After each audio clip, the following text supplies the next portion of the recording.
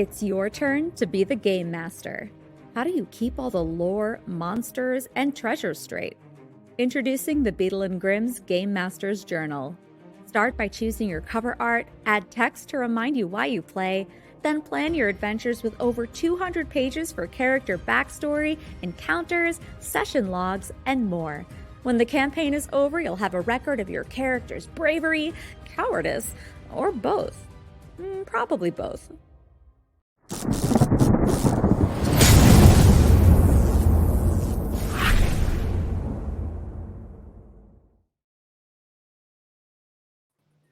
Everybody, it's Dave here from Burn the Badgers. How are we all doing? Doing awesome. All Yeah, right. there we go. We've got a few bits there. Well done. I'm just checking all the sound and making sure everything's okay. I'm waiting for the thumbs up from Steve. I am getting lag issues, so don't worry about me. When I catch up, I will tell you that it's okay. Yeah, it's all good, Dave. It's all good. You are all done. All good. Right. Now, if I can get a word in edgeway, people, thank you very much. Hi, everyone. Welcome to Band of Badgers. I am Dave, your host and GM for this series. And this is our Dragonlance campaign. And all of these are my wonderful players. How are you all doing? How has been your week so far? I say week so far. It's Friday. It's the end of the week. Feels like a week. Oh, I'm tired. So tired. Yeah. Well, now you can relax, put your feet up, grab a cuppa, roll some dice, de-stress from the week, and enjoy yourself. You've got children. I got one. Yeah. Relax, put your feet up, hey? I'll be up tomorrow morning with a Power Ranger up my ass. Yeah, sure. Sounds like a good time. I meant now. Close the doors, keep the kids out. That's how we do it. Now, barricade yourself. We have a special guest player this week. It's Mike from the Weather Dragon. How you doing, Mike? How are you? I'm fantastic. My week's done. Can you hear me okay? Yeah, all good. Jeff is drowning you out with the cheers there.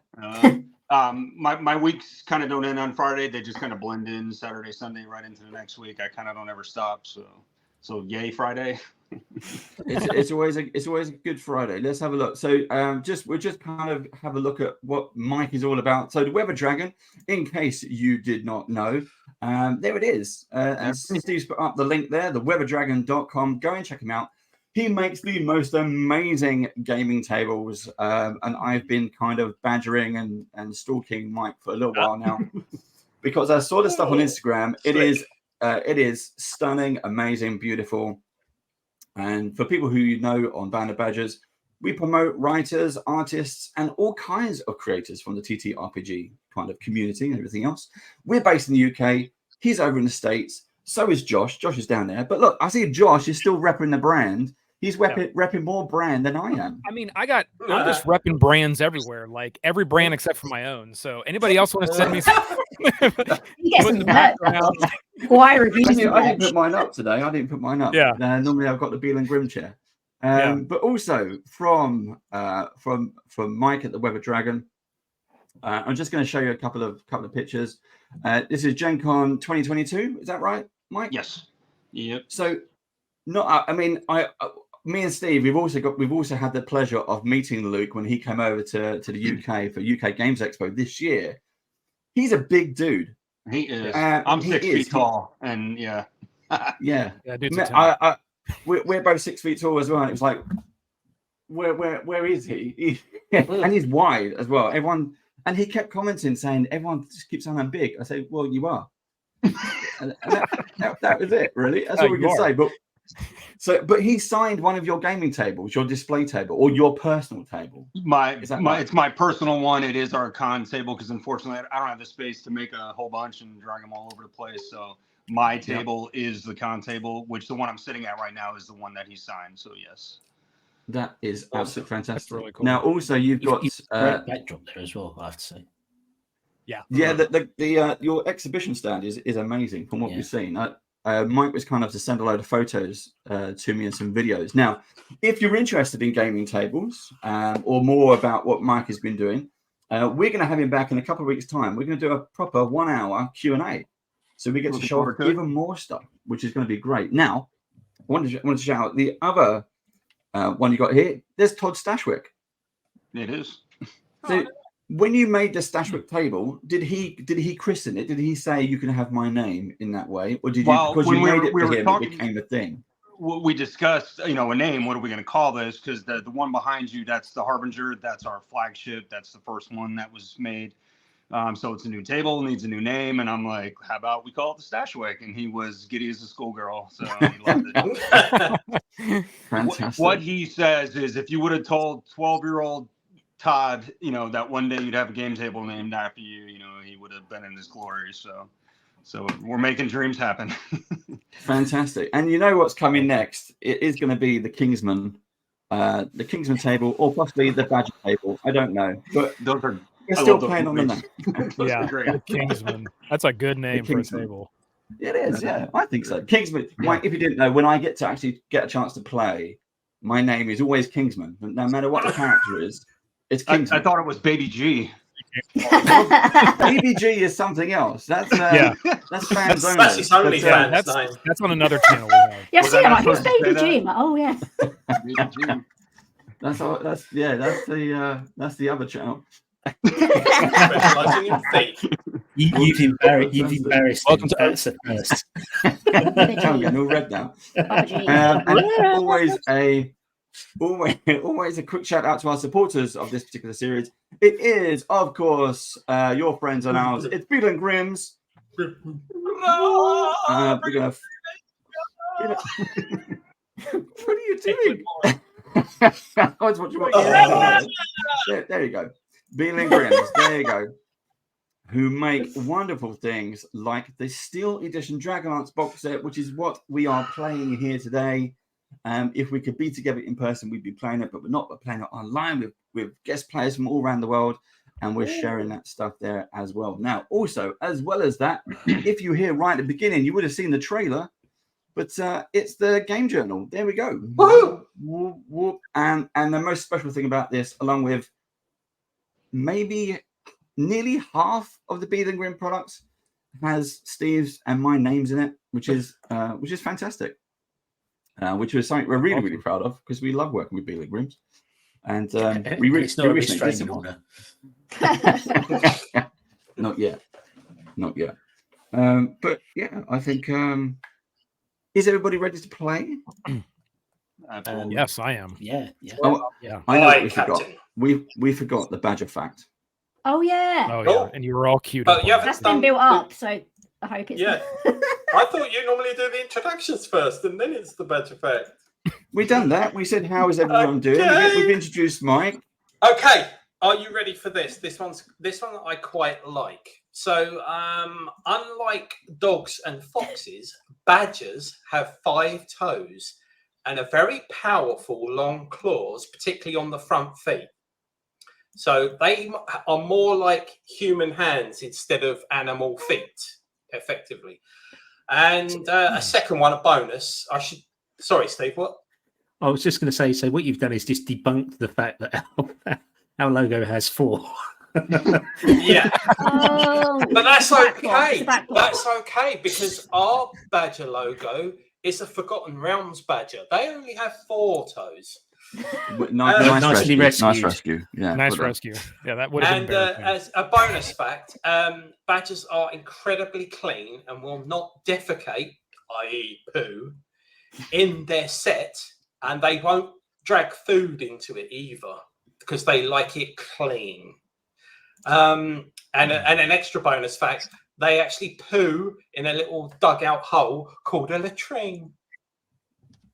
Well done. And on that pooey introduction, we're gonna 2 poo facts. Shall we roll some dice? Kids will love it. Yeah. Everybody ready? We're gonna play some Yes. games. No. Yes. Right. Let's. What do we do next? Oh, we got to push this Roll one. VT. Yeah, Roll push VT. the button. BT.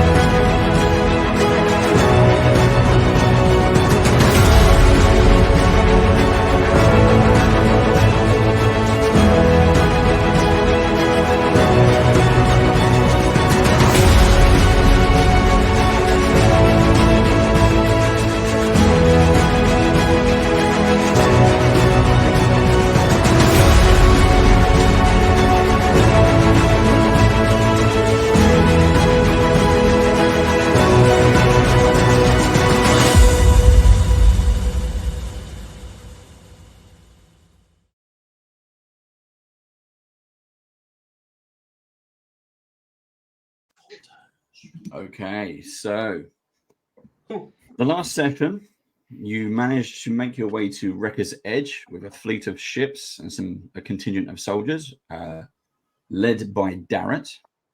And from there, you met a small elvish contingent who have been stationed there for a few months at most, led by Dalamar. And after, not exactly rescuing, but after a brief confrontation and a respite, Dalamar has given you 3 locations. Now, those 3 locations I have marked on your map. Let's put it up on screen so you can see. That is, so we started at, that's Dalamar's camp over here. Okay. We got the Blue Phoenix Shrine, we got Wakengreth, and the Sunwood Fortress. Now, you all have access to that on your maps, so I'm going to let you worry about that for now. Oh no, I'm worried about it. So we sent you on route to the Blue Phoenix Shrine at the end of the last session, and it has taken you a couple of days to travel there. Now you are traveling across basically what appears to be almost like desert. This is scorched earth, and alongside you, you can see the river as you've been walking down one of the gulfs and gullies that come into this area. Now, if you remember Dalamar's warnings about the wash, you have these huge, deep gorges and ravines that you can walk down. But every now and then, and this is not in with the natural tide, sometimes it can be weeks and they can be completely bone dry. Sometimes they can be full to the brim. But the seas will rush in, and you only have a small amount of time to get out of them. So after a few days, you'll make your way in the direction. You don't exactly know where it is specifically, but the direction that Dalamar gave you. And you head down one of the ravines. And to give you an idea of what that might look like, let's put this up on screen so you can see. Oh. Ooh.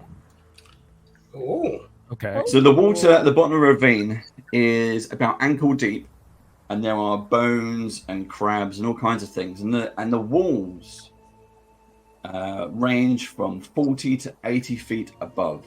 And there is all manner of bones, pieces of wood and waste at the bottom of these ravines.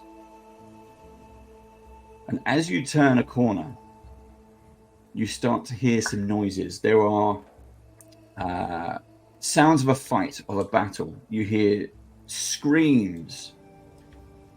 Some are monstrous screams, while others are from people. And there is obviously a battle ahead. Now, what you see as you turn a corner are 3 extremely large, these are giant scorpions. So think Clash of the Titans here. And below that, on the other side of them, because this is a skinny kind of gully, skinny ravine, on the other side of them is a bunch of blue-skinned people. So what I'm going to do, I'm going to switch up the map for you all. Avatar. While I'm doing that, you can all roll for initiative. Oh, right into it. Okay. Wow. No, even trying to talk to the. Yeah, this is obviously a shopping episode, Dave. Yeah. It is another shopping episode. It is. Oh, that's quite good. Nice First roll of the night. It's not bad. 19. Right, you know how to do it. You got to put your numbers in the thing on the left. Feet. All right. Oh shit. I got 19 as well, Lauren. So, do you want to stick yours in as 19? I'll do 18. Oh, sure, okay, yeah. Remember, don't have the same you will have a bigger modifier than me. Cool. I've also got his was it Rakish Audacity? What's there as well? That add one onto it. I got dirty 20. Dirty. Oh. Okay. So 112. What you see in front of you is these 3 giant scorpions are attacking Schilling and Flynn. You're the first ones to recognize a bunch of sea elves are here. Literally We've seen fish out of water. Look at that. Now, on top of the ravine, you see a lone sea elf running across the ravine, weapon in hand, looking down at the fight below him. And you see one of the scorpions picks up one of the sea elves in his claw and holds him aloft. And you can hear him scream as this thing is click-clacking all the time. They're moving around, splashing the water. The towers are trying to sting. They're trying to hold the elves back, and it's picked up one. And he is screaming for his life. Mike, would you like to introduce your character, please? Yes. I am playing Ishburn Stargazer. He is a sea elf fighter, and he is ready to kick some scorpion rear end. Go for it. You get the first go. I'm standing about 15 feet, maybe up on a ravine ledge, maybe 10 feet or so away from the scorpion. I'm going to make a fateful lunge to try to lop off the claw that has my buddy locked up ever so tightly, and hope I can set him free. Do you want me to roll athletics? Just go to attack? What do you want me to do? Just go for it. Just roll. Roll and then roll to hit and then jump. All right. So I got a 10 to hit. I got a 10 to hit. I go and I make a dashing swipe at the claw. Okay, 10 is a miss. As I miss and hit the ground, I'll just kind of roll and regroup myself. As I do, I lift my head up and I notice the party off in the distance. I eyeball, let's say George. George looks like he's first in the pack, and I kind of just mutter, "Please help us." And I'm just hoping he can read my lips, and I just immediately turn around and get back in the fight. Fantastic. As you do that, as you kind of you call out to these strangers who have appeared, you realize that the scorpion next to you is holding your friend, one of your companions, clamps down. Shut. His body falls in two pieces, and you get splattered with blood. It's not disgusting. So we Was my mouth one. closed? Oh no, poor sea elf. No, you got two buddies. We're going to start with initiative order at the beginning. So Hawk, you're up. Right. So I see this going on, and I go, "Oh, that's not nice. I like sea elves. I've met a few. They're very nice." And I absolutely cane it towards the scorpion that's at the bottom there, which I think I worked out is 30 feet just. Yeah. And then I am going to, on purpose, target its stinger with my rapier and my boarding axe. So I'm gonna, as I run towards it, I don't even draw my rapier in until I get to it. You see that I've got the boarding axe is on my back, and I'm just running towards it in this sort of position. And then as I get there, in one fluid motion, I pull out the rapier and the boarding axe off my back and slice towards the tail. Nice. Awesome. And ooh, that's not bad. Does a excuse me, my eyesight is going. Oh, a dirty 20. Does a dirty 20 hit? A dirty 20 most definitely hits. Well done. Awesome. We're on a roll. That is one hit with the rapier. I'll tell you what, I'll do the hits first, then the damage, because it'll be easier to keep track of. Go for it. And just while Jeff's doing that, just a notice for players and audience. We do have some battle music going on. Let me know if it's too quiet or too loud or whatever. It's too quiet or too loud. Right, so the second one is actually better. That is a 22 to hit with the rapier. Go for it. And I get a third attack with the boarding axe. Oh, bloody hell. That is 27. I rolled a 19 on the dice. Nice. So I'm going to try and chop off his tail. So he takes, let me just add this up. He takes 1 million damage. 1 million damage. The problem with big numbers is how big they can be. 15. Plus, he takes 21 damage. Nice. That's good. 21. Nice. Okay, and we're off. Next, Shilling.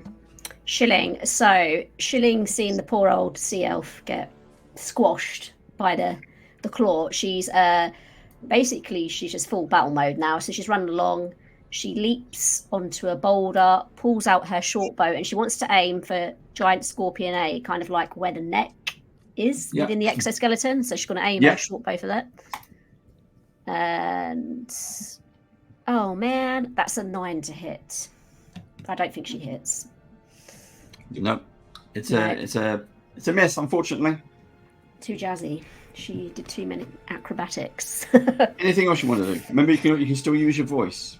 Yeah, she's going to shout to the others just to hurry up. Like it's pretty bad. Like, come on, you need to help them.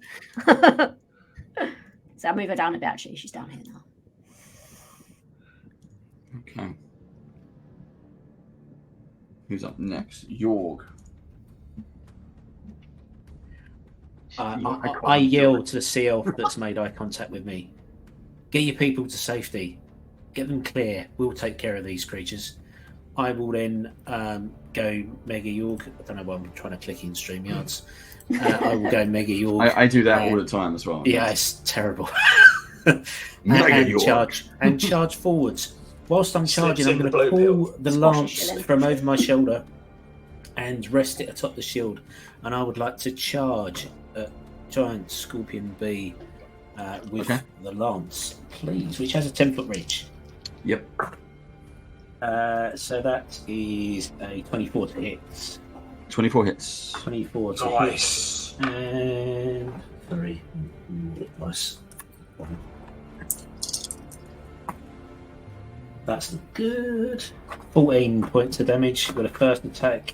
I'm then going to pull the lance back and then just stab it forward. And this time what I want to try and do is get it in the joint where the tail is. So that after I've made this attack, I want to leave the lance in there as a way of trying to disable its stinger attack. Oh, nice. Nice. That is a 25 to hit. Yeah, you're good. And that'll be 18 points of damage on one. 18. Okay. So that's 32 points of damage in total. Nice. And as I said, I've released the lance and it's stuck in the tail. You see this one is heavily damaged. With the lance you've dug in and the wound, blood and this black ichor is just pouring out of the wound. It starts to skitter around, trying to get at it with its claws. It just can't pick it up.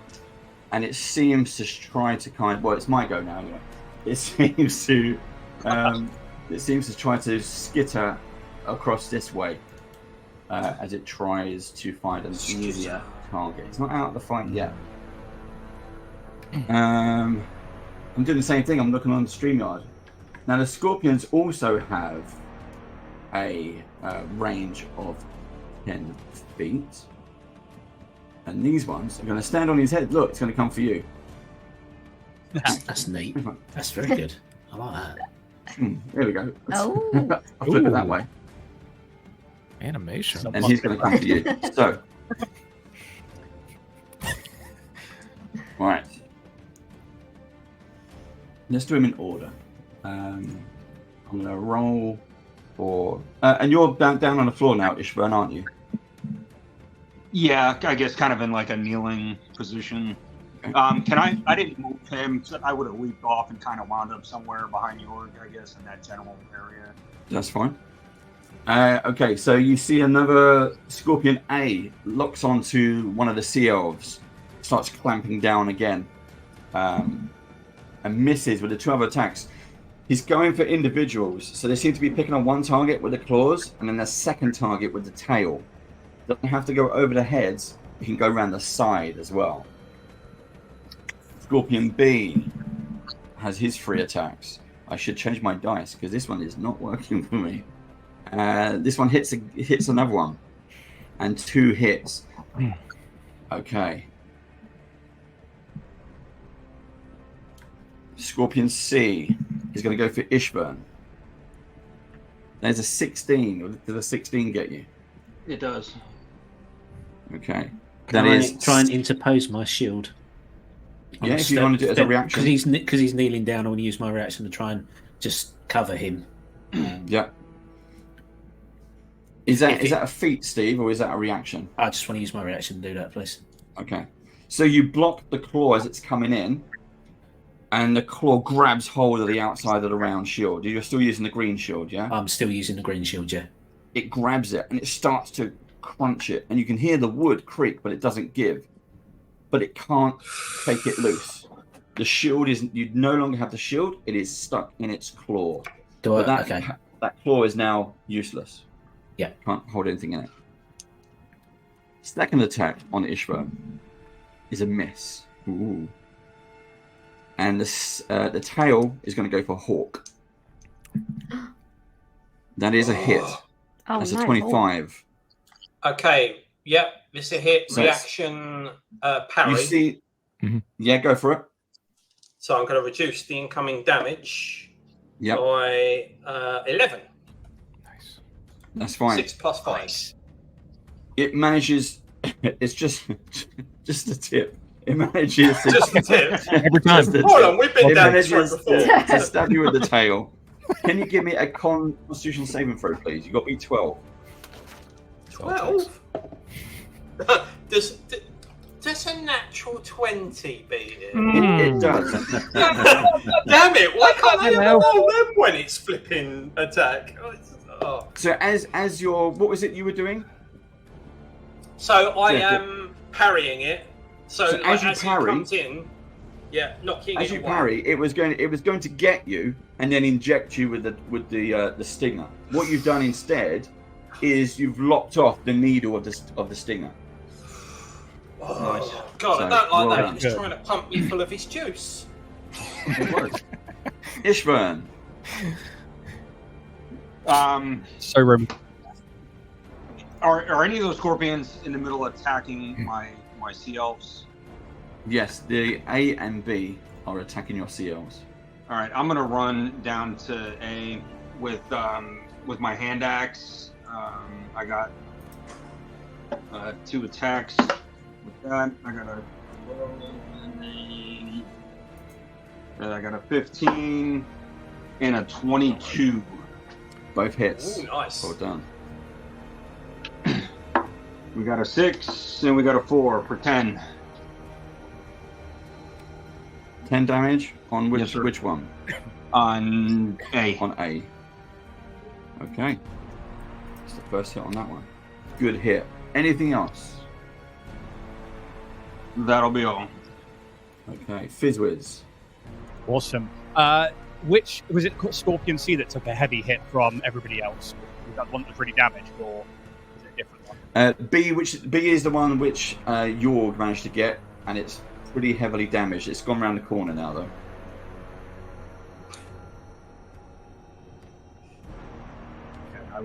So I'm just going to run by. Grom, come on, let's go. He needs help. I'm coming. There, 5. And I will.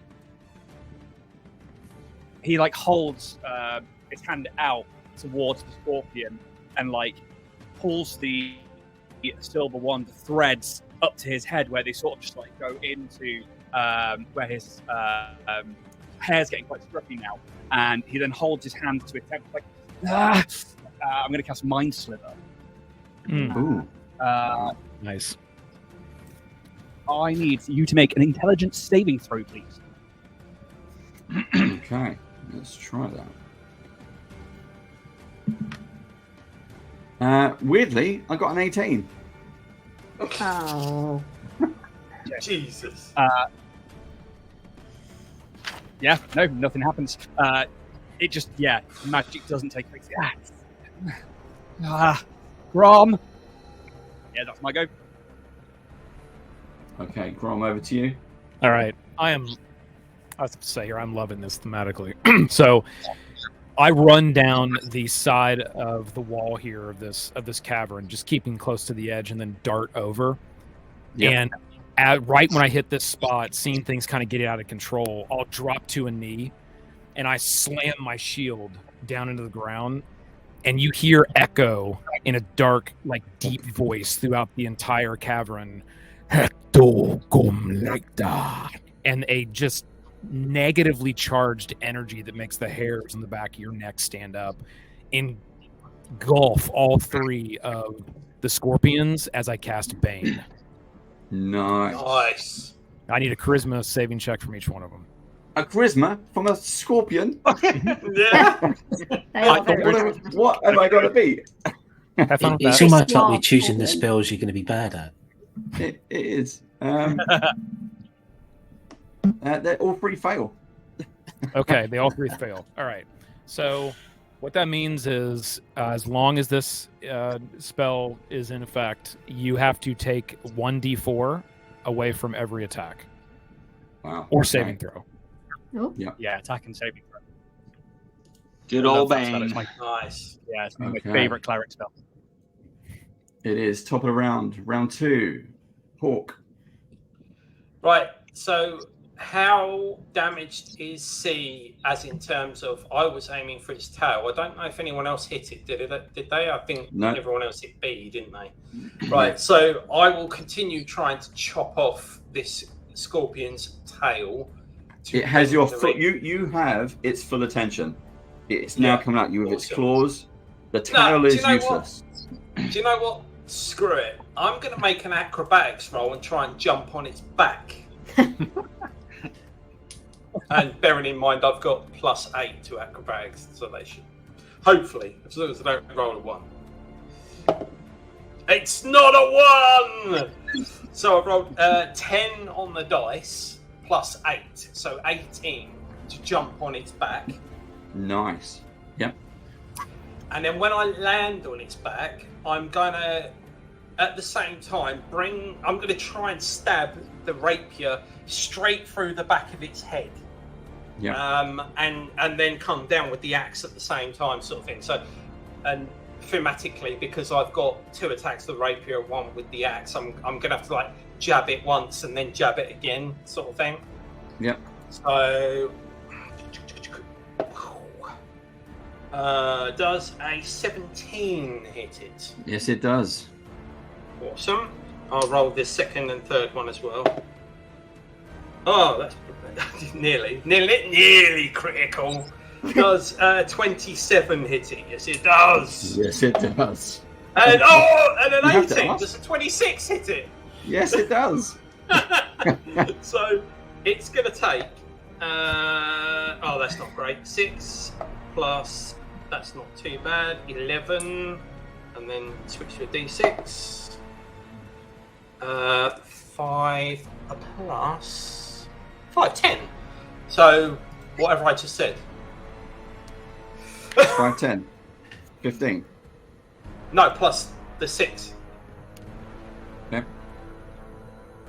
Yep.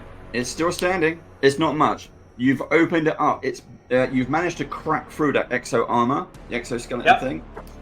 There's again black blood and ichor just pouring out of this wound. Yeah. And although you're still riding it, it's kind of doing that whole skippery, trying to move So around. what This tail is useless. It's Yep. got green stuff coming What out. I'm going to do, Dave, is I'm going to use the hand axe that's embedded in it as a kind of reins kind of thing. Yep.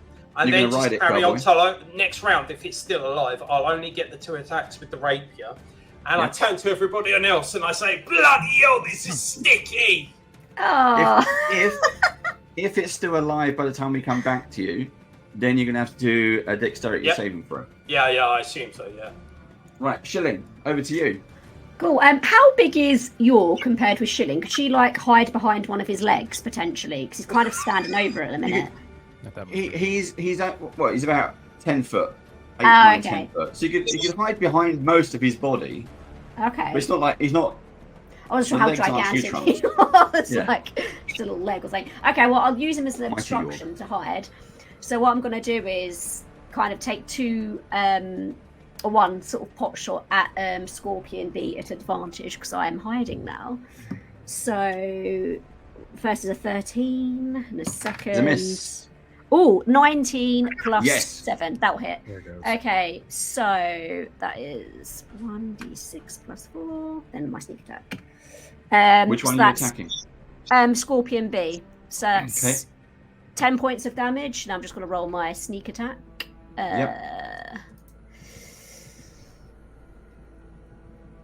That is another 10. So that's 10 plus 10, 20 points of damage. Nice.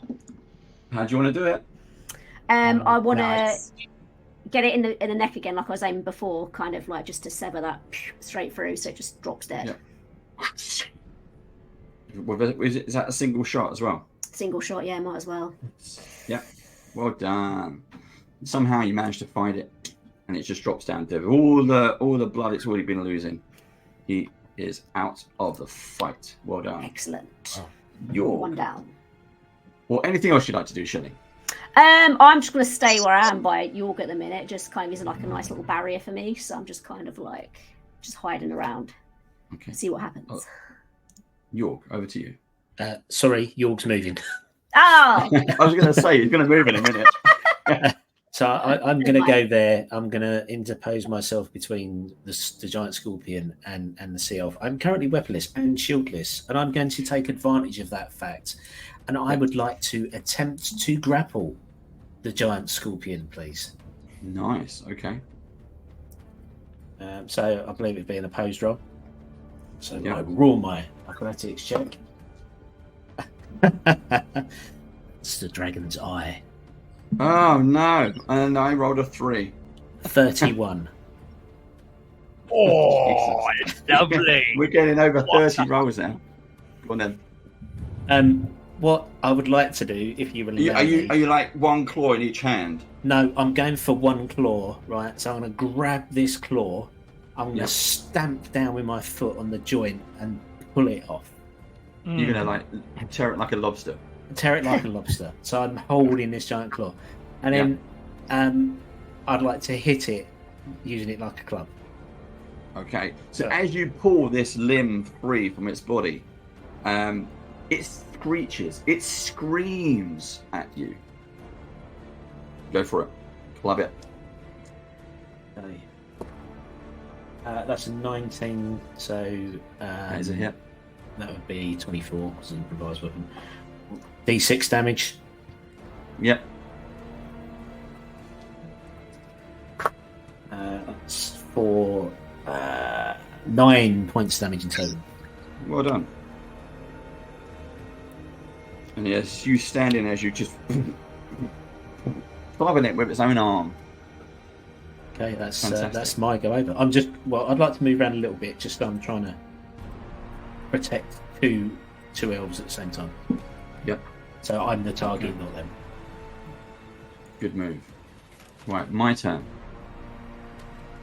Flynn isn't here at the moment, so it's going to be Scorpion A versus Ishvern and York. Now I only get one claw attack, and you're directly in front of it. Yep. Because you're grappling it already. That's an 18 to hit. That Was that is my minus the armor D4? class without my shield, but thank you, Grom. Oh yeah, the D4. Oh man. Yeah, And I got but- 4. So you miss because my armor class is 18. Okay, I'll roll them both at the same. Right. Okay, so he goes to grab you again. Can't quite make it. You kind of pull over him Claw again, away. constantly just keep hitting him. Stop Did we punching yourself. lose? Flynn, are you there? Yep, sorry. I'm here. There we go. Flynn, it's going to attack you. That is that's an 8. Second attack.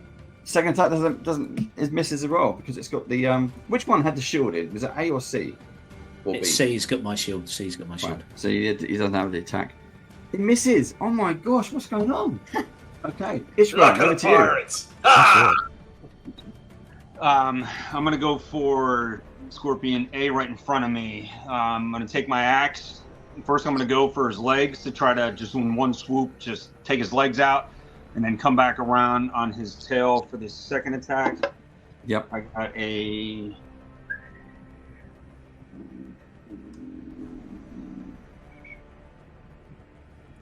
15 and a 9.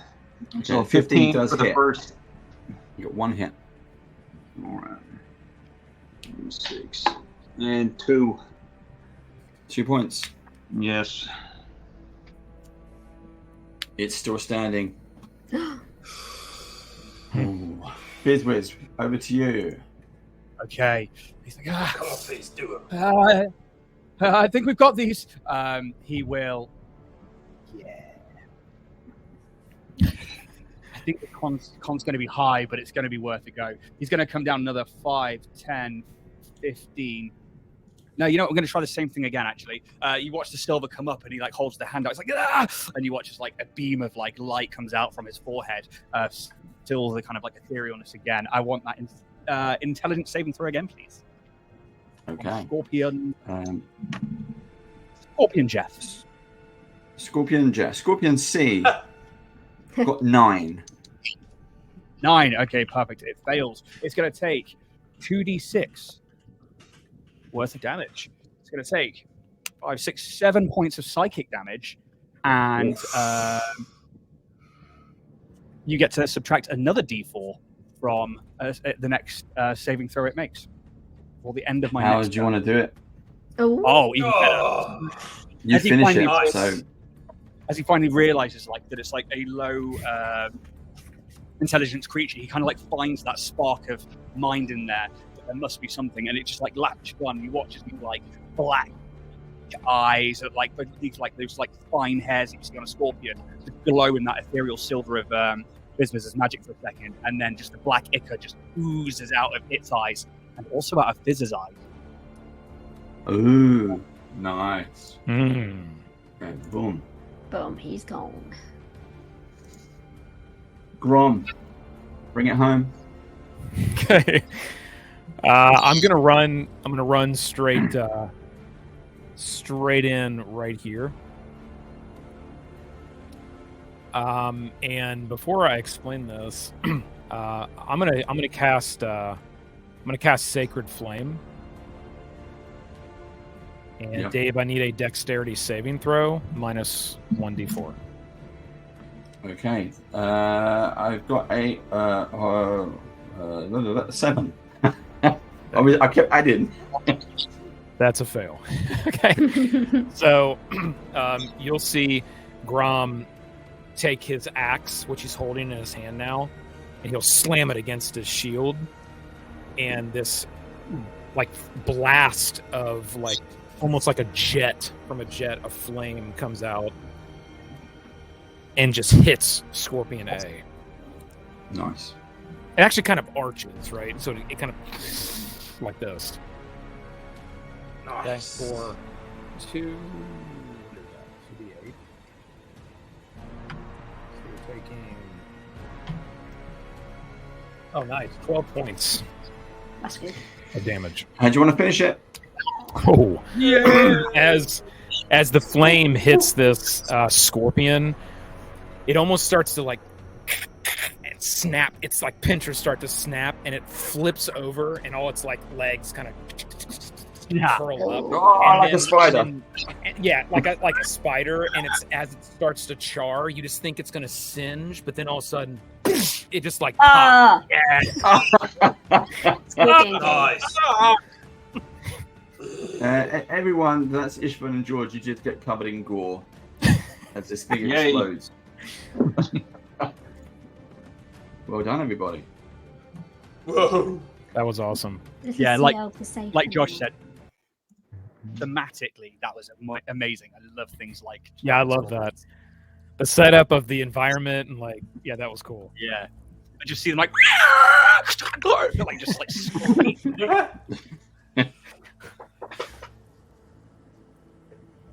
Anyway, loot. Oh yeah, I go and pick my shield and other stuff up before that gets claimed as treasure. You can The rest of definitely the do that. rampant collecting party. Just start Put stealing it in our the own pile, stuff. York. It's mine. Do you see Oh, this bunch of sea elves kind of help pick each other up? They get in their belongings, and Ishvan comes over to you, York. I immediately thank and praise him and his party. If it wasn't for your impeccable timing, we would all be slaughtered, and we would be this mess on the ground most likely. we can't thank you enough. Please come to our camp. We have a camp set up nearby. It's a little disheveled from all the melee that just went on, but we offer them food and drink and ask them to sit down and relax with us and to regroup. And just to kind of give everybody an idea of what Ishvern looks like, that's the wrong page. There he is. Awesome. That's very cool. Oh, pretty I'm rich quite elf. handsome. God damn, son, you got some abs. Oh, while we're here, you mentioned that there was like lots of death and decay within this ravine. Obviously, I'm not looking at like the sea elf bodies or anything like that, but is there? You mentioned like bones and stuff. Do I think there's like skeletal corpses here and stuff? There are lots of various skeletons of all manner of things. There's not many in terms of whole skeletons, but there's lots of pieces of bones of Enough various that I could things. potentially make a humanoid shape out of them. You could potentially make a humanoid shape out of them, yes. If you Fizz, in the background, it's just sort of like wiping this black ichor away from like the beard that now I think Josh might have missed it, but I had you teach me how to plait my beard and like kind of like letting it and it's got really long and it's got like a dwarven little circlet on it, but it's covered in this like black ichor that came out of his eyes, and he like picks it up and it's like darkened blood, and you watch he picks up like some bone and like his mage hand sort of crushes it into dust and he begins to cast a spell, and the black ichor starts to suck up back into his eyes. And then you watch as he pulls a black cloud from the wand and just lets it settle over these bones and sprinkles the bone dust over them. And you watch as a pile of bones start to stand up as close to humanoid as I can make. I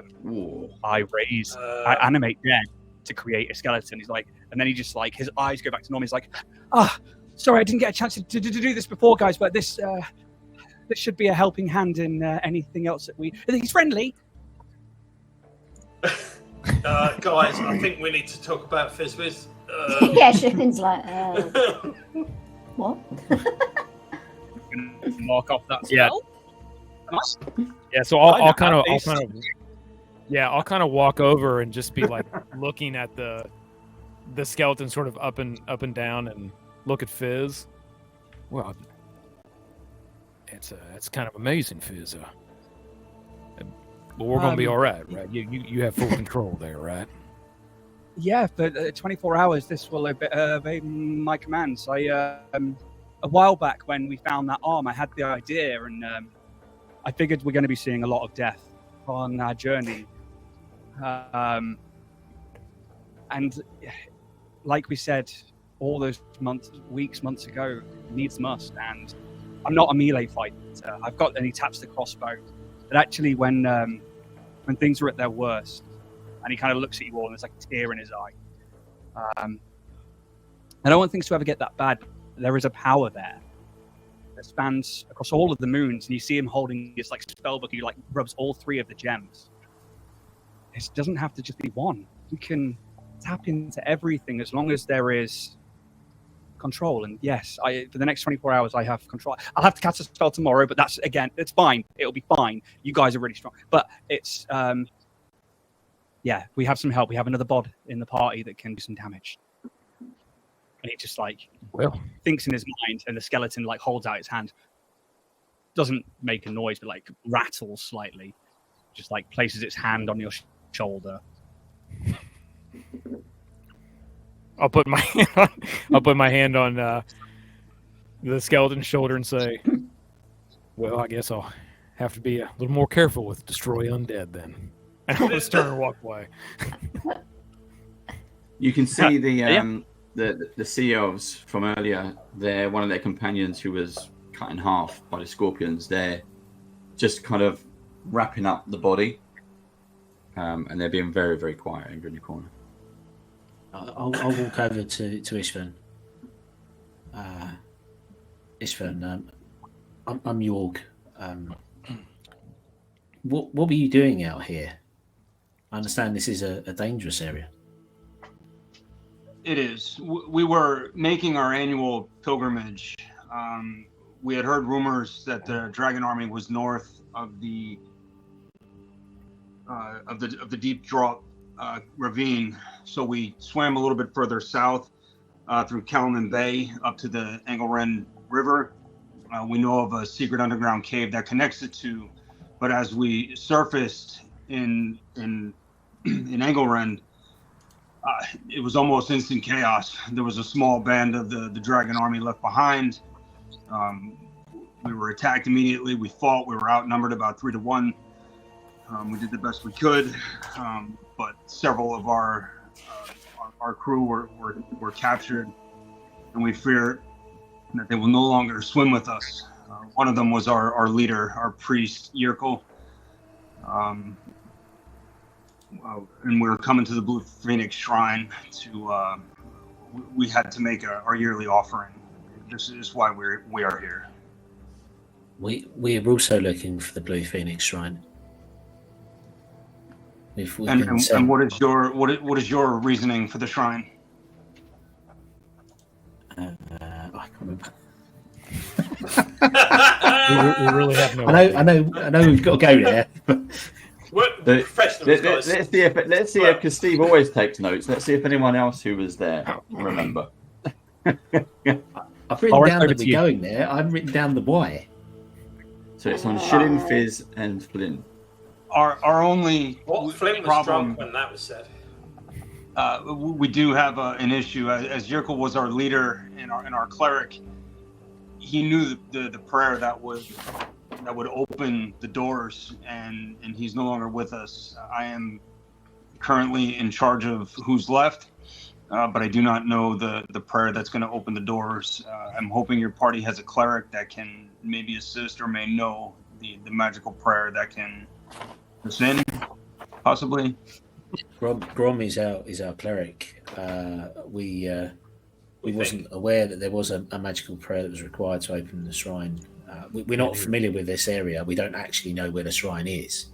We're here. We followed the Dragon army here because they sacked Calumet they sacked Vogler and laid siege to Calaman for a while and reduced their forces to almost nothing, destroying the entire.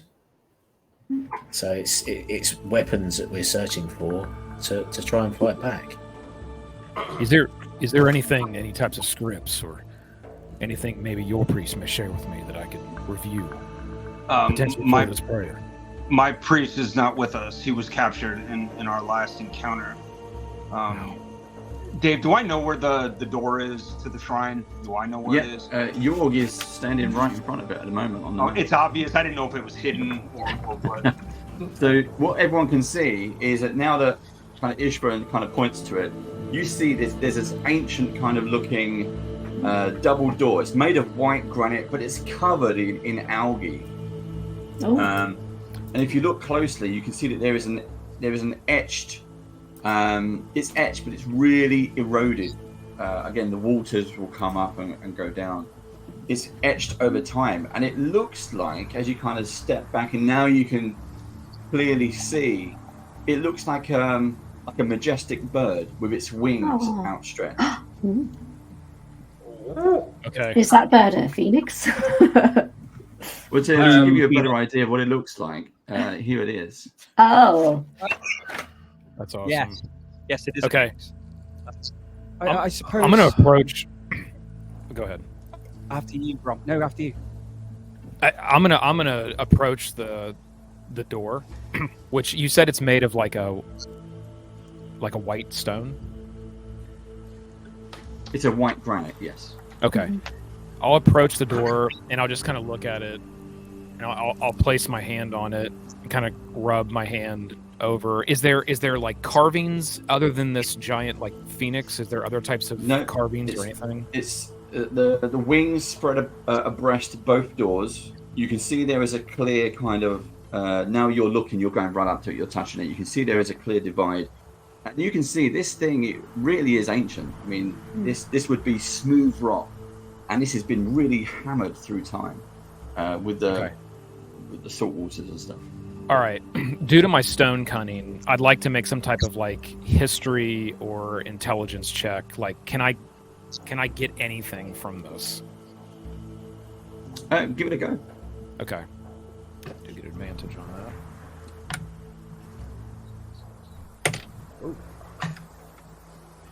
So that is a dirty 20. Dirty. The stone, the way it's been laid, the way it's been done, I'm going to say with your stone cunning, you can say that this is extremely old, and this goes back to another civilization old.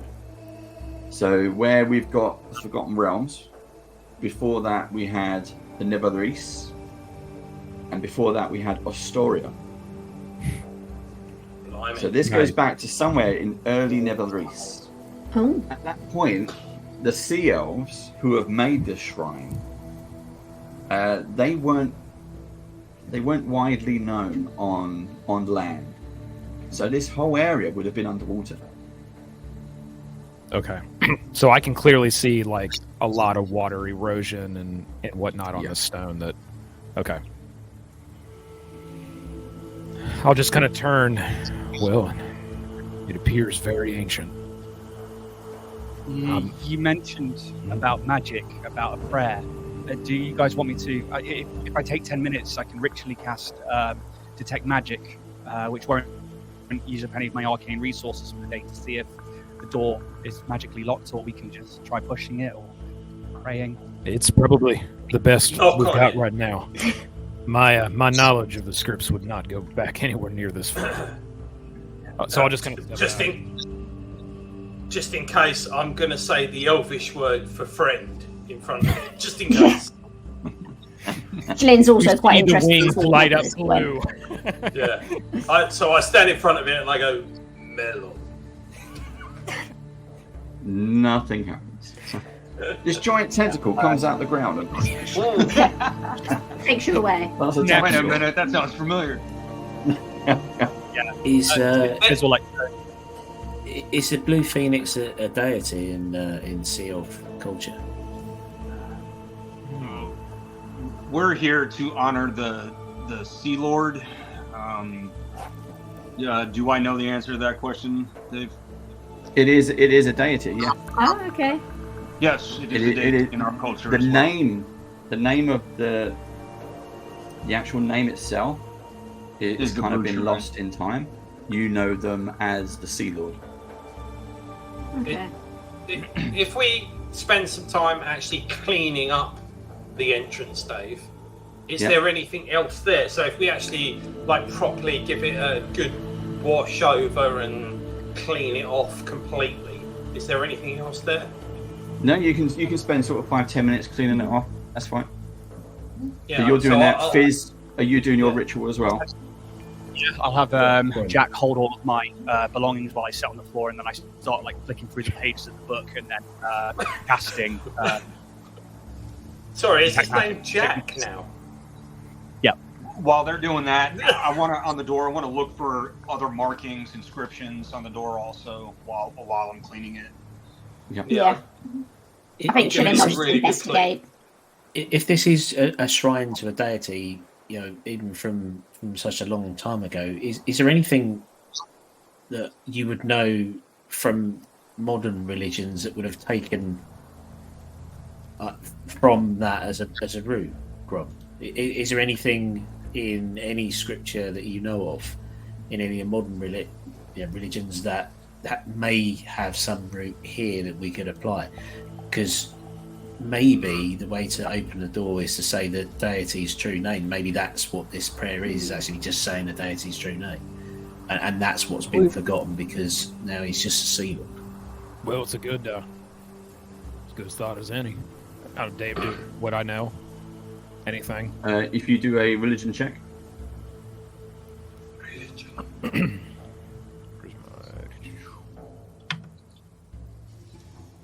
not great. 10. No, I'll give him my inspiration point.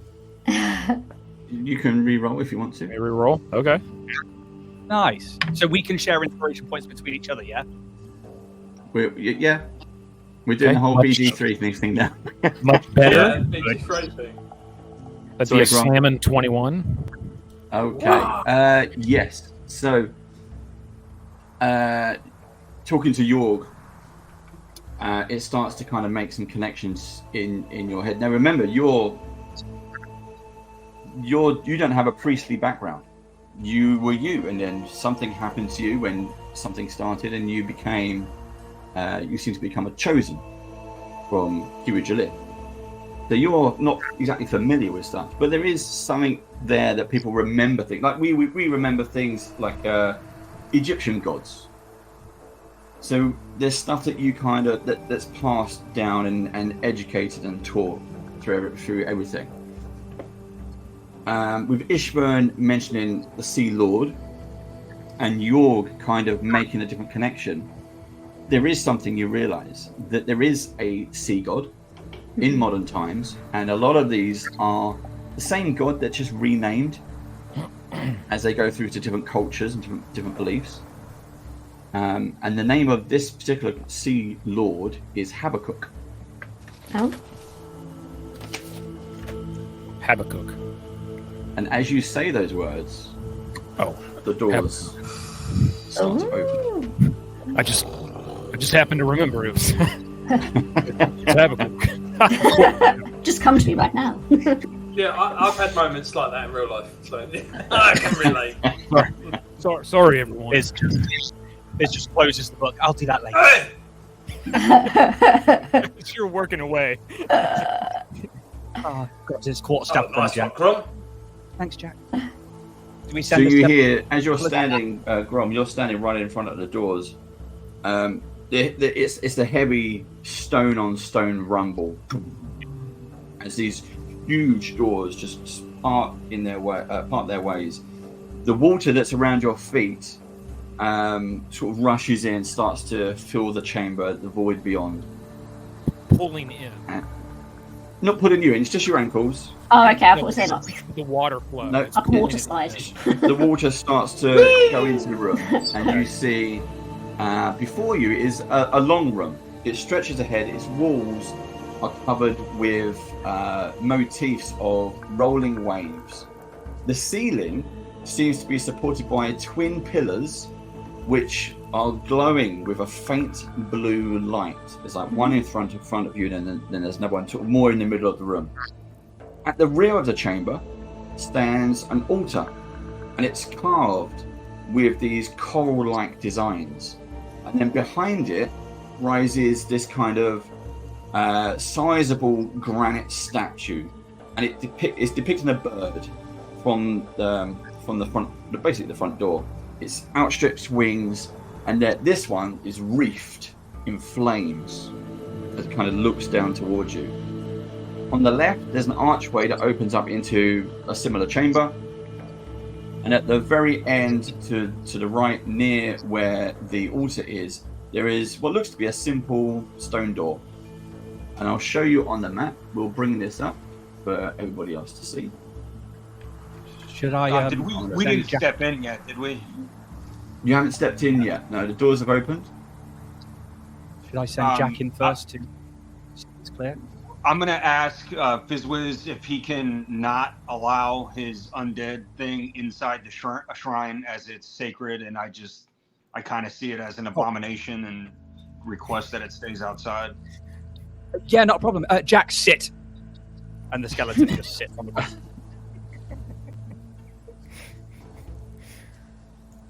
Yeah, not a problem. I'm so sorry. Hi, I'm Fizzwiz. Fizzwiz Clock Hand, and this like tiny gnome covered in hair, cat like on a rope around his neck, just like holds his hand out. It's like, oh, I didn't mean to offend.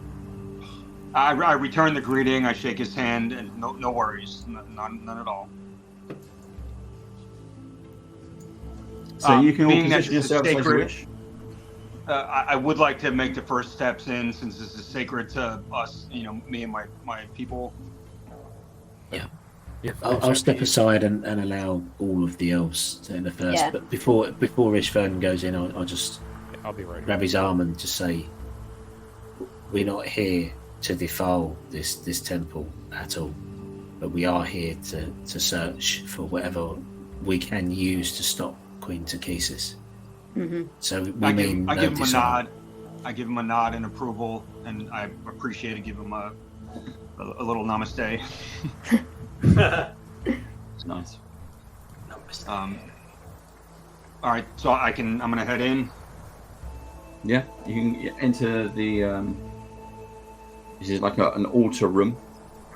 I'm just gonna pile these. The elves will stay outside. That's okay. Oh, okay.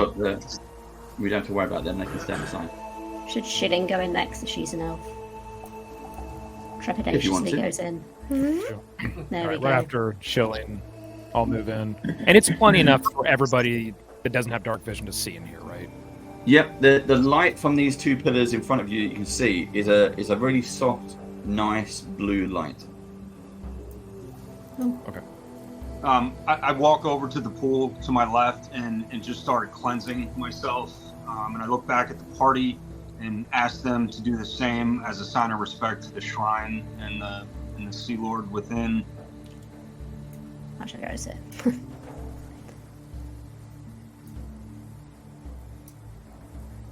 Flynn goes up and he sticks his fingers in the pool and goes, "Yeah, is that good enough?" Yep. I let them know that I'm looking for the offering chamber. You guys have clearly stated that you're looking for weapons, and I can understand and appreciate that. And if in return, if you can help me find the offering chamber so I can make my annual offering, my journey will be complete here. Okay. Yeah, we can do that. Yeah, as I dip my hand in the pool, I whisper under my breath, "No disrespect, Gary. Just trying to show respect here." And then slowly pull my hand back out. So, just to give you the description of this room, in the center of the room is, as you can see on the image, there is a 3-foot-high brass basin, and it's filled with clear water. There are relief ornaments around the walls depicting great seabirds, which are flying and diving into the water, and there are leaping fish, and all these kind of creatures. Like, imagine tropical fish with all the exotic fins. Stuff fish that you've never seen before. You're used to kind of fishing fish or fishing vessels. These are tropical fish that the likes of which maybe no longer exist, or maybe they're just figments of imagination. I think I saw them when I was really drunk on rum once. Shilling just laughed and was like, "You see a lot of things when you're drunk."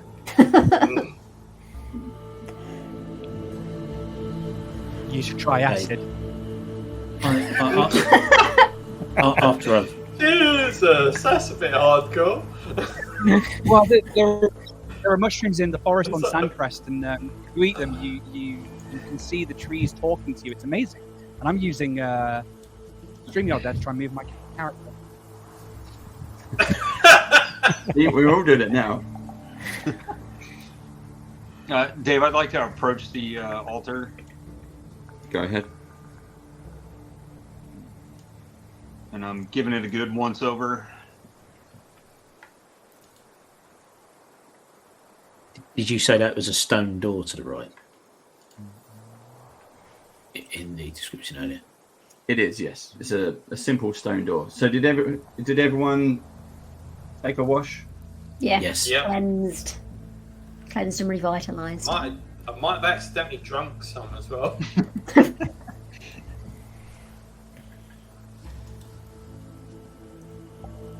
I would have sneakily tried to get So some of my Ishbone is looking at the altar. Yeah. I'm Yeah. going to open the door. Okay. You can open the door. I will move the Open the door. for you. York, open the door. I think in that time, while you guys are looking at the Oh, door, is I that would go door? to the What? altar where it is, and I'd be like, "So, what is this place?" And I don't know much about divinity, so the Grom's my only really go-to there. It's a beautiful place. It's a shrine to our god, an old god, but one we still honor annually. Dave, what's It's that good to have little routine. thing at the front of the altar there? looks like a kind of dish sticking out. Oh, from the altar. like a tray. Yeah, it looks like a tray. It may have been for various offerings, but this is an altar where you would provide offerings of some kind. So remember, all of this originally could have been filled with water. Ah. So maybe there's a way that the water can drain out when it's full or something like that. Yeah. So, as understanding this, I'm going to approach the altar,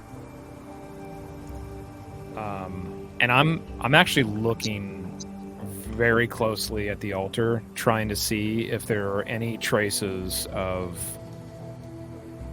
like stained or dried blood. Okay. Do you have a perception check?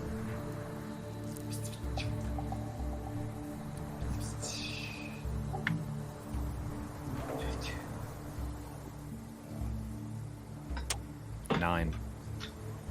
No. You don't see any traces of dried blood or old blood or any markings of that kind. Okay. I'll just take one step back from the altar. Just quietly. Ishwi, I'd say, what would you normally offer here?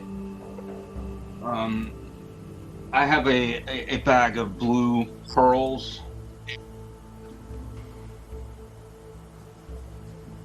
Sea But, pearls. yeah, but to my knowledge, this is not the offering chamber. Oh. Is it through that door on the right? Would that where it normally would be? Possibly. Does Shilling notice anything sort of out of the ordinary about this place? I know she's a different type of elf, but is there something maybe she may have picked up on through, I don't know, like nursery rhymes she was told, or... You have to kind of be a bit more specific. What exactly are you looking for? Just any clues to where this weapon may be hidden. Like if anything particularly stands out that shouldn't be perhaps in a vault, I suppose, or altar like this, that perhaps maybe is concealing something. I don't know. If you don't know...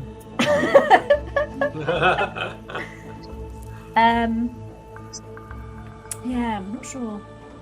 Yeah, 'cause she's not of this sort of, what's the word, elf lineage, as it were. So yeah, she's kind of like looking, but doesn't know what she's looking for. Yeah, that's What's investigating. Way back when, all elves are connected. Oh, okay.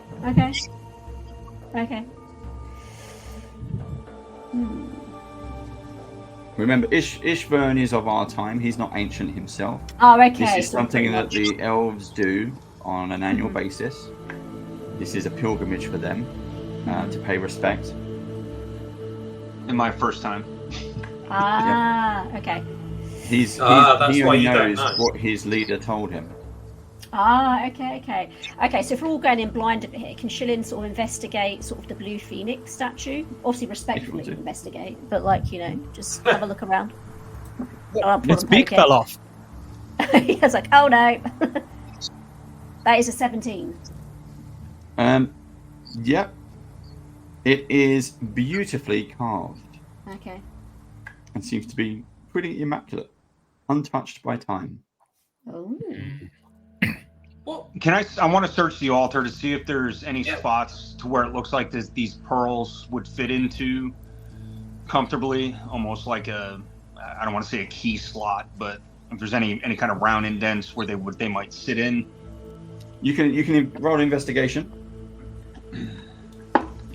At this point, 3.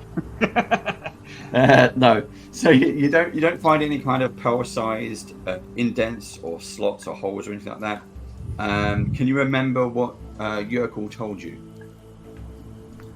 Oh. What to look for, what to expect. And while you're doing that, Jorg, you've managed to find a hallway. Oh. Yeah. And is there another door at the end of that hallway by any chance? There is another door at the end of the hallway. I'll be glad to open that door then. You also notice that above the door there appears to be an inscription. written in Elvish. Oh, I have Elvish as a language. Okay. I'm going to walk out into the corridor as well, Dave, and go Yeah. join York. Yeah, and as yeah. as Hello. everyone Bloody Elvish! What a surprise. as everyone kind of files out, I'm going to approach the statue and stand right in front of it, and I'm Yeah. looking specifically for something. I'm So gonna. looking for a. Sorry. So I'm looking specifically for something. I'm going to approach the statue. Yeah. Just out of curiosity, much like the stone statue of Kiri that we ran into, which had a slot specifically designed for my emblem. Yeah. I am going to look at this statue to see if this one, not believing that it would ever fit my emblem, but does this one have something similar? So at the good idea. At the base of the feet, in between the feet of the bird, there is your one. When you was doing Kirijalif, it was very, very circular, and it matched your symbol completely. It was coin shaped with the tip at the top. This one is the outline of a seashell, much like the picture I showed you earlier. So it's a seashell shape. Okay. Ah. As Grom walks up and goes to investigate, Fizzwiz will actually spend the spell slot, and he pulls the silver into his eyes, and will just cast Detect Magic while we're in here. Okay. Is there anything magical about this, about the altar, now that we're alone? Will the Detect Magic supply you with religious magic? For the duration, you sense the presence Divine of magic magic. within 30. If you sense magic in this way, you can use your action to see a faint aura around any visible creature or object in the area that bears the magic, and you learn the school of magic, if any. Oh. Okay, this isn't magic. This is divine magic. But I'll say you can sense some kind of power from it. It is very old and very holy. Fizz to Grom is like, it's magic, but it's older magic. It's divinity, like your magic. It's very, very old. It's very interesting to me, but I think this is more your street than mine. I was curious if. Interesting. Sesame Street. And I'll think. I'll start to step back, and I'll think in my head. I won't say this out loud, more kind of in my head, telepathically, as if I was trying to, talk with Kiri. Could there be more like me? Is there more champions? Someone else have an emblem that fits that? I'm just kind of pondering this in my head. So I don't know if there's any response or anything, but this is like me thinking in my head. No, you don't get a response in your head. Do I? But Very creepy if you did. Yeah, Oh, randomly person. Kiri makes a direct connection with Fizz. suddenly from Said it down out the loud. corridor, you hear Okay, Finn yeah. shout, "Champions!" Yes, I'll kind of just wander away and then make my way back here to everybody else. Take him But away. in While- deep thought. as we make our way through, is the altar magic at all? The altar is not magical, just the statue. Okay, then I'll follow on. Well, actually, the statue and the columns, because the columns are emitting this blue light. Oh, okay, yeah. Okay, so above the door, there is an Elvish inscription, which looks like that. Well, not like that. Like that. Oh.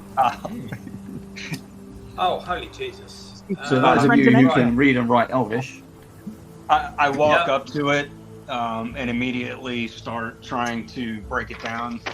So HON Yeah. O Oh. honor. Sounds right up my Someone alley. else can do the next word. Honor bound.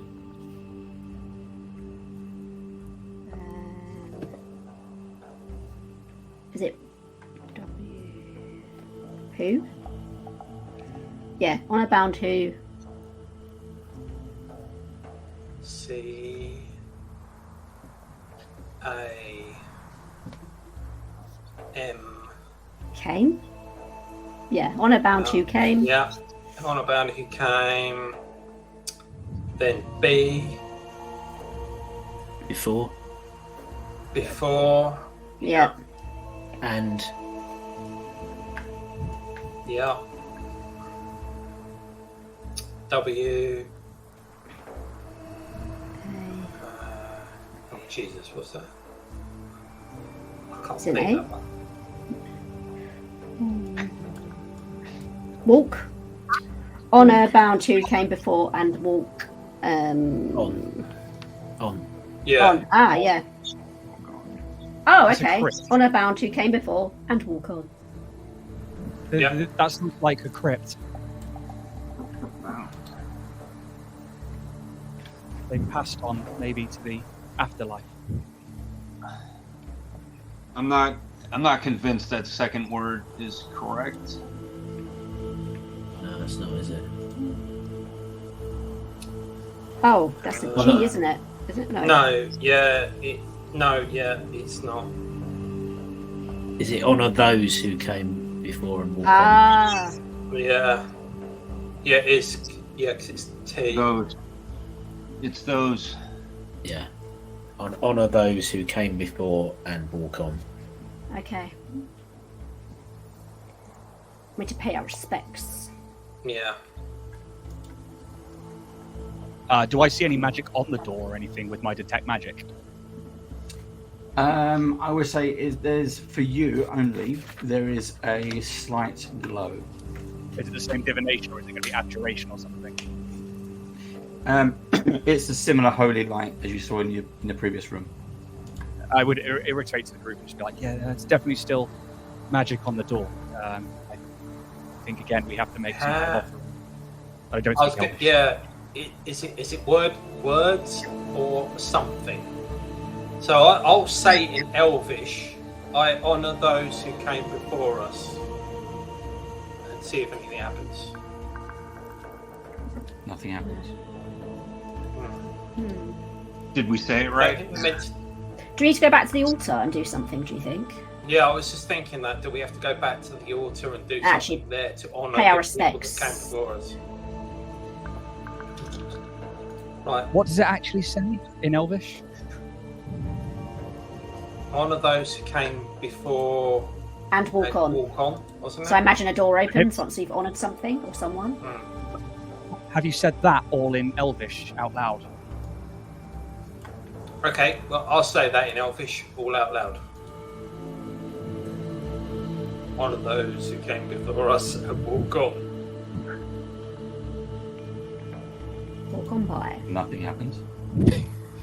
Yeah, I think possibly we need to do something in the previous room. Maybe it's to do with Yeah. that tray. I don't know. Fireball? That's my answer to Everyone everything back in BG3. Yeah, I'm gonna but drop it's one of the like- pearls in that tray. Yeah. Okay. Does anything You put happen to the door? you put the pearls in the tray. So you pull out your pouch from your backpack and Just one. Shilling. Oh, just one. Shilling. You've never seen a blue pearl before. Oh. I resist the urge to steal it. So Ishburn, you've taken the thief. Yeah. She's a thief of morals, though. She doesn't just steal stuff willy nilly. Okay. Yes, the Shilling's very much taken with this pearl in the tray. Does she notice anything happen as it hits the tray? Like, given that she's concentrating hard on it. Okay. No, it's a pearl in a tray. All right, so I take it out and I put it back in my pouch. Okay. And Shilling, you make a note of where that pouch goes. 100%. Do it. Dave, there was nothing Look at on that. the altar, Which was there, is back in that room. Third pocket to the right. They're in the room having a look. The Yeah, skeleton there outside was is just nothing- knocked out of the elves. If I go back and have a look, there's no writing on top of that altar, is there? No. Then round the sides. No. Oh, Guys, No. it's emitting the same magic as the bird. Say it to the bird. Say it to. We honour those who came before. I say that in Elvish. Nothing happens to the bird. Nothing happens. Maybe no. you've got to put what Pearl about in. if you've got to put the blue pearl in and then say it? You got to turn around, close your eyes, pretend it's not there. No, don't say that. Brings back bad Walk through memories. backwards. Yeah, I put my hands in the barrel of clear liquid. They disappeared. It was acid, by the way, not invisibility. Flint's just talking to himself. Yeah. I want to look around the room on the floor here for. You said there was some kind of shell indent at the feet of the statue. I want to scour the room That's what I was thinking. Maybe they go to try to find the shell, something on the ground, on the altar. Okay. So you and Shilin are going to do an investigation around this room. It's going to take about 10, 20 minutes. 14. Okay. Let's have a go. Oh, bloody hell. Can I say Habakkuk in front of That's the door? 13. I've got 18. Okay. So you two are searching the room. Yeah. Are you saying it in Elvish or Common? Elvish. And what are you saying? I will say, we honour those who came before Habakkuk. No.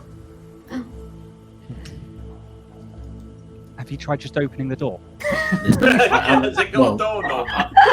I did say I opened the door, and because Dave didn't say I opened the door, I assumed that it was locked, and it's locked with this magical puzzle. It is. If there is it, yeah. Just Is covering there all like bases. a place in the beak where you can put the pearls and the little phoenix? You just have to feed it. Lies. Oh yeah, the eyes put a little pearl in the eye. Resident Evil style.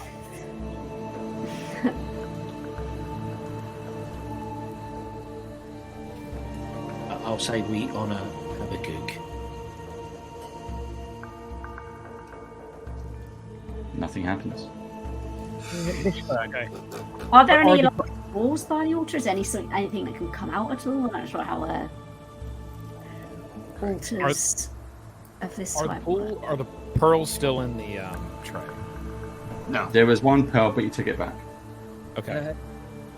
Ishvar. Oh, sorry, after you. It's okay. While you're chatting there, I'm gonna walk down to. I'm gonna try something. I'm gonna walk down to this pool.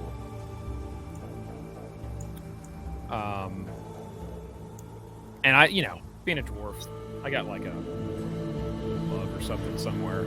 Like, I'm gonna take a small amount of this water. Okay. And before I actually take it out into the cup, again to show utter respect, I'm gonna say a prayer over the cup, and then I'll take some out. And Fizz, I guess while you're chatting there, I'm gonna make my way kind of back towards the altar. Okay. Ishvan, did you remember what it was that you were looking for? A black well. Did you said that the person leading you, this holy person, was here to show you how the offering went and how to. Well, they were in charge. I noticed. Grom noticed there's an indent on the statue. Did they have a holy symbol, a medallion, like a shell? And also, did they say anything about how this process works? You did not. Well, actually, Yerkul did. Yerkul had a number of shells, but you've never seen it upside, like turned to face you. But that image that I showed earlier is the symbol on Yerkul's shell, which she wears around her neck. Do you have to put the pearl in a shell, maybe? Because that's why pearls, aren't they? Well, Yerkul's not here. Yeah. But is there a shell on that statue, the phoenix, or? There's an indentation. Yep. All right. So, Do I remember what Flynn actually said in Elvish when he tried? Did he read the whole inscription? What do you remember him saying? I remember him saying we're one of those who came before. but I can't remember if he read just the inscription. Yeah, the second time I read the whole thing. Yeah, so he did both. Hey, Grom. I'll just close my eyes and say in Elvish, "We're on those who came before and walk on," and I'll just walk into the door. Oh no, what's your name, man? Say what was you saying? In Elvish, I say, "We honour those who came before and walk on." Nothing happens. Okay. Apart Do we from have to you mention- banging into the door. Habakkuk's You're name, on the one of right those who track. came before Habakkuk. You're on the right track, but you're saying it wrong. We honour Habakkuk, who came before. Sorry, I just read the inscription exactly as written. Honour those who came before and walk on. The door clicks. What? We was adding the we, weren't we? Wait. Bloody French. Okay. I assume I hear them then like cheer at the Yeah, door. finally. Oh, We followed the So right. he's like, Yeah. "Let's run." Shin's like, let's go. So Yeah. what you kept saying, you kept adding we, The we. you kept adding us, and then you kept interrupting each other. Oh. I mean, if you want to be pedantic. Yeah. I shout out to Grom. Grom, it's open. Okay, so then I noticed that it's opened. Like, there's a moment of weakness where Grom is pretty thirsty, but Do it. thinks twice and doesn't, and walks back to the pool, and then just calmly drops the water back in. I'll do it, Grom. Puts his Don't cup, do it. stows it, and then hightails it up through there. Follow Grom.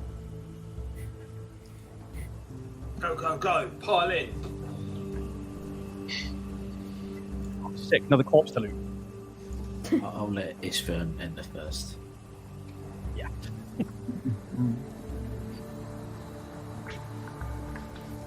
Oh, yeah. I'll go in last. Well, I'd be in front of Fizz, right? Yeah. So I'll go right over here. Yeah, York's just blocking That's the magic. door. Yeah, As the York's magic right, dissipates, I'm leaving. now that the puzzle's been cracked, or is the magic hall still there, and as we move in, is the regular thing?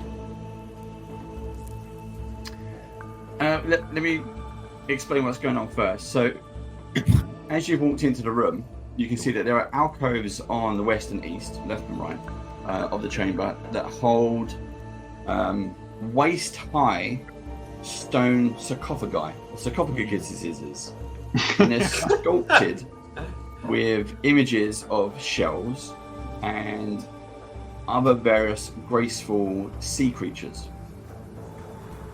Now, on the left, the sarcophagus bears an Elvish inscription, and the one on the right has a different inscription. What do they say, Dave? Divide and conquer.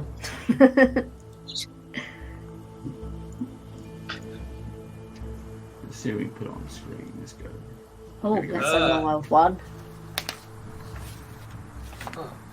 Well, Who's doing I'm which standing one? next to the one on the east, so I'll read that one.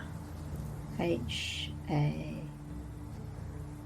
Can I do an investigation on this center? What did you say this was? The center? This is just a raised stone. Can I do a full investigation check on it? Yeah, go for it. 16. It's nothing in particular. It's just a piece of raised stone. This may have been a preparation table where they would have come and dressed or wrapped the dead, and then they've put them into these sarcophaguses. Any magic within 30 feet of me still glowing?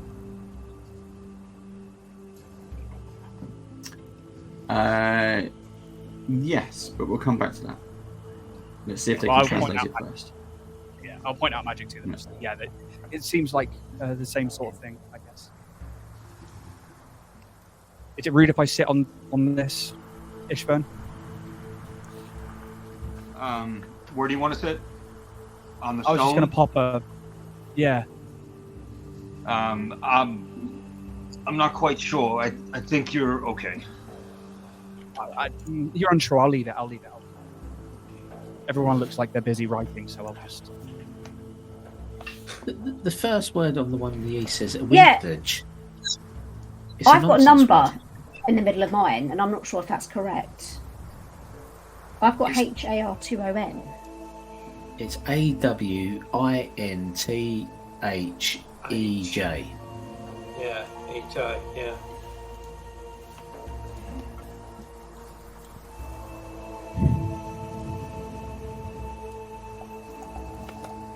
This is not in Elvish. Ishvin, you said you was looking for the offering room. Yes, which is a black. It has a black well. That's how we will know when we're there. Well, the second word is R, as in O-U-R.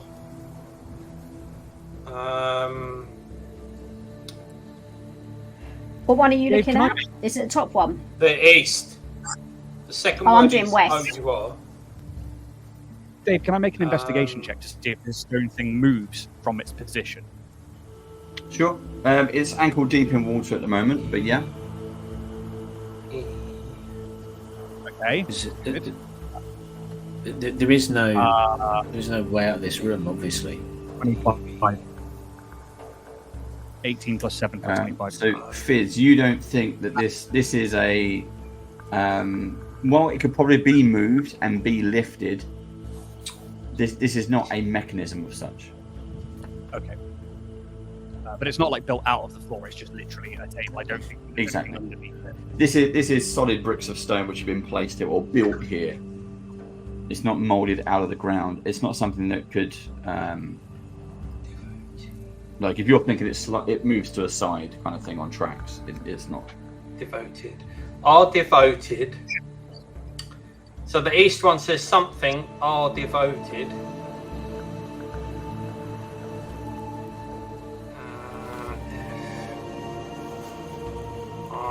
And can I do the same investigation while they're still translating to see if the other two things move as well?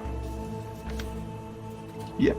First, our devoted first. F-I-R, yeah, are devoted first. What is that first word? Holy crap. 27 with the math. R. Okay. I priest. Is it, I think it's the last word, possibly. Yeah, it's priest. Excuse me. Are devoted Our priest. devoted So what's first the priest. first word? So that's his name. Yeah. Windage. Ah, right. Okay. Yeah. Okay. Makes sense. So that's the sarcophagus of our Windage. Yeah. Our I'll first vote devoted priest. priest. And you guys have. So me and Steve worked out that one. You guys have all worked out the other one, yeah? I put something. The first word I don't think I got right, but I'm up to who built this. So I'm up to 1, 2, 3, 4. The fifth word. Okay. I'm not sure. H. I've got HAR. It's Ah, funny. It's like H-E-R. watching. It's like people who watch escape rooms. Yeah. You know, people who work at escape rooms just watching them. No, you nearly got it, but if you just put this bit in here. Yeah, 27, nat 20 with that. What? H-E-R? So Fizz, Yeah. the same thing. They don't move. Oh, it's another name. Right up down the front, but you could remove a sarcophagus. H-E-R-Z-N. Or H-E-R-Z-N. I'll wait. That's Ah. another name. HERZN, you say? Yeah, I think Hold so. on. H-E-R-Z. No, I missed the letter. Sorry. Apologies. Someone else What work out what are the letter I words missed. after it? So what was- the I'm just on first that word, one. then it's who built this, and I'm working on the Prayer. It's prayer. Oh, prayer. Okay, The fifth word is prayer. wicked. And then In. And Oh, that's an S. ST S. O T. Yeah. Stone. stone. Stone. So what's the first word? That's the one. That's Well, what it's somebody's name, isn't it? Oh. Yeah, it's someone's name, the same as the other one. I thought it was a 2 in the middle, but I think I'm wrong about that. That's like 2. Right, so what were the rest of the words? What was second? What was it? Who built this prayer in stone? Yeah, and it's just the fucking Top, name. yeah. Herzon is the name. Ah, hers on. Okay. So That's Herzon, that's who it. built this prayer in stone, and Orwin Thedge, our devoted first priest. Yeah. Those are the 2 inscriptions. Ooh, so they're the holiest of holies, those 2. But that doesn't get us any closer to the black well. So we're looking for a black well, and that is the place we make the offering. Yes. I mean, What's In the, the middle is actually what's the stone. full saying for the one on the west? Herzon. Person who built this prayer in stone. And what was the east one again? Because that's the one I didn't solve. Orwin Thedge, our devoted first priest. How devoted. Did you say built this prayer or built this place in stone? Prayer. Prayer. It's P-R. A-Y. Yeah. E-R. Dave, standing on the west sarcophagus, I'm going to repeat that in Elvish next to the sarcophagi. Yep. Herzon who built this prayer in stone. Okay. And I'll say in Elvish on the east sarcophagus, Awin Thedge, our devoted first priest. Okay, and as you say that, you hear a click and a rumble.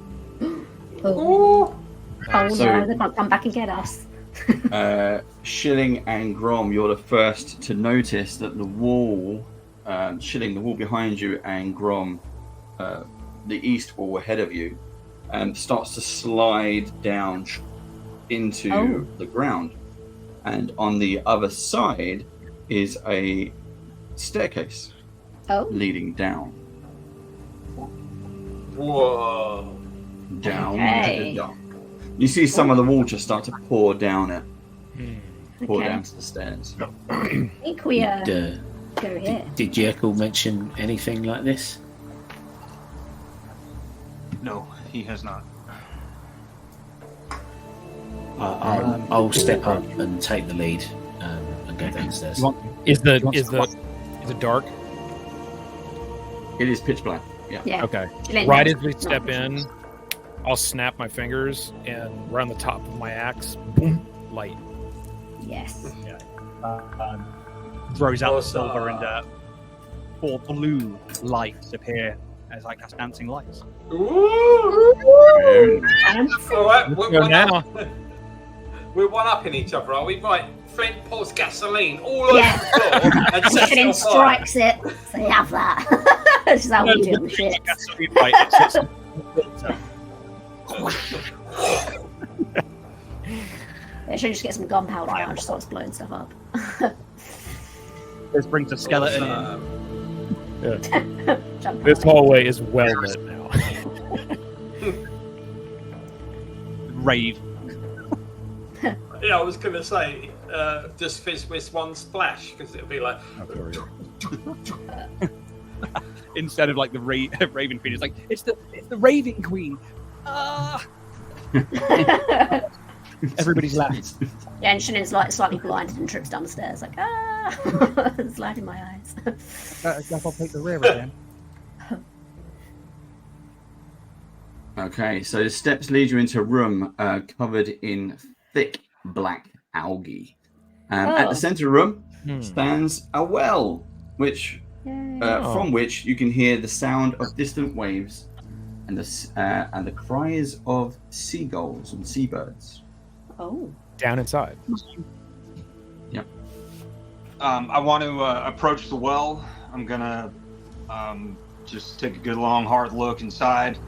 I'm gonna bow my head in prayer, and after a few seconds, I'm gonna take my blue pearls and I'm gonna turn the pouch upside down and dump the pearls into the well. Okay. So, while Ishvern is doing that, everybody make a perception check. Oh God! I've just got the room description. The thick black algae. Ah, shit. 24. 17 plus 6. No, that's 23. Yeah. We got a 13. Yeah. 21, son. 3. Oh, Yeah, we're getting 24. You're gonna get- And it was the second Everybody of else the in. evening, natural 20. Nice. Oh. Who, other than Jorg, who got under 10? Just Jorg. I got an 11. That was close. Yeah. No, you weren't rolling. You're looking down the well. Oh. So, How decent is you that? see, all of you apart from Jorg, he's just focused on Ishvern, who's directly across the room from him. You all see the black goo start to peel off the wall. Yes. I love these. These are the Beetle Grims encounters, by the way. Is it a pudding? It is. It starts to as it starts to take shape. Oh, You no. see this Fuck black ooze slip onto the floor, and you see one start to rise up. Then you see a second start to rise yes! up, and then you see, you see something else. Let's roll initiative, everybody. Oh Fuck no! yeah, dude. Love a good slime fight. You said there's 2 of them in the room. And something else. Shilling. Oh no! I'll just add it to this list. I'll keep it a secret.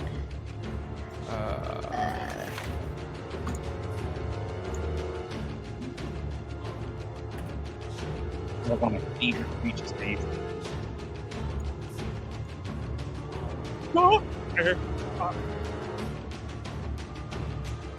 Oh, we just lost mine.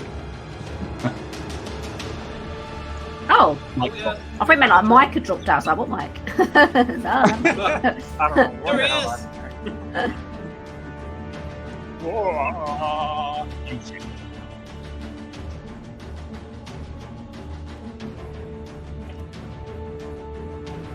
Oh my god, there's more than one. How long was I gone? we're all dead, Mike. Everybody's gone.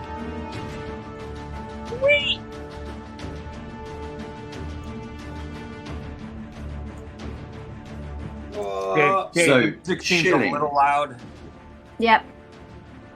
Yep, Stevie on that. Shilling. This thing tries to grab you. That is a 28 to hit. Yeah, that hits. So you see in the sides of your vision, as it starts to come around your peripheral, these black pseudopods start to come out the wall, and they wrap you up and pull you into the wall itself. Oh my god! You are now stuck to the wall, Help me. and you can smell the you can smell your armor starting to burn. Yeah, any metal, you've got a metallic tinge, any of your leather armor, Okay. and you smell it like a Oh, no. bad burning flesh. Oh my god. Am I like very restricted as well? I can't get anything out my You are pocket. so I'm you are literally, like- completely grappled at the moment. Okay. Oh no. Well, Why is it always welcome to the Shilling? Oh, fighter's Shilling. worst nightmare. R.I.P. Shilling. Remember, Shilly, you can't die in D&D. You're fine. I know, it's fine. I'm like, help me! It's got me! He's losing my plate, man. You fight. It's burning! This fight is so bad. These things can just destroy. I'm Right, melting. so everybody ready? Hell yeah! Grom, you're up first. Let's do this. Okay. As soon as I see this, I look at all 3 real quick. Well, guess we'll add a little glitter to that slime. And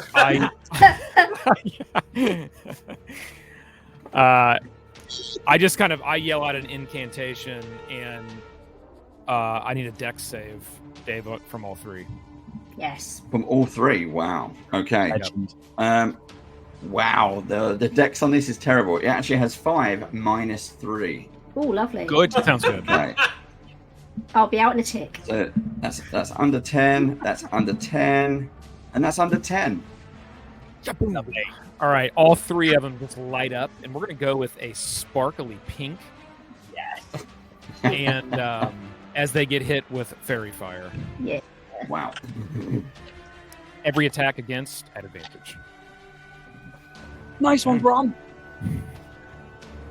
And am I So within instantly melee? the room. Yeah, am I within melee range of this one that's next to me? Yes. Okay, so I'll stay right there then. The whole wall, if you look at the illustration, the whole wall is covered in black stuff. And it's Okay, so it wouldn't matter if slowly I- crawling down the wall, and it starts to build up. Okay.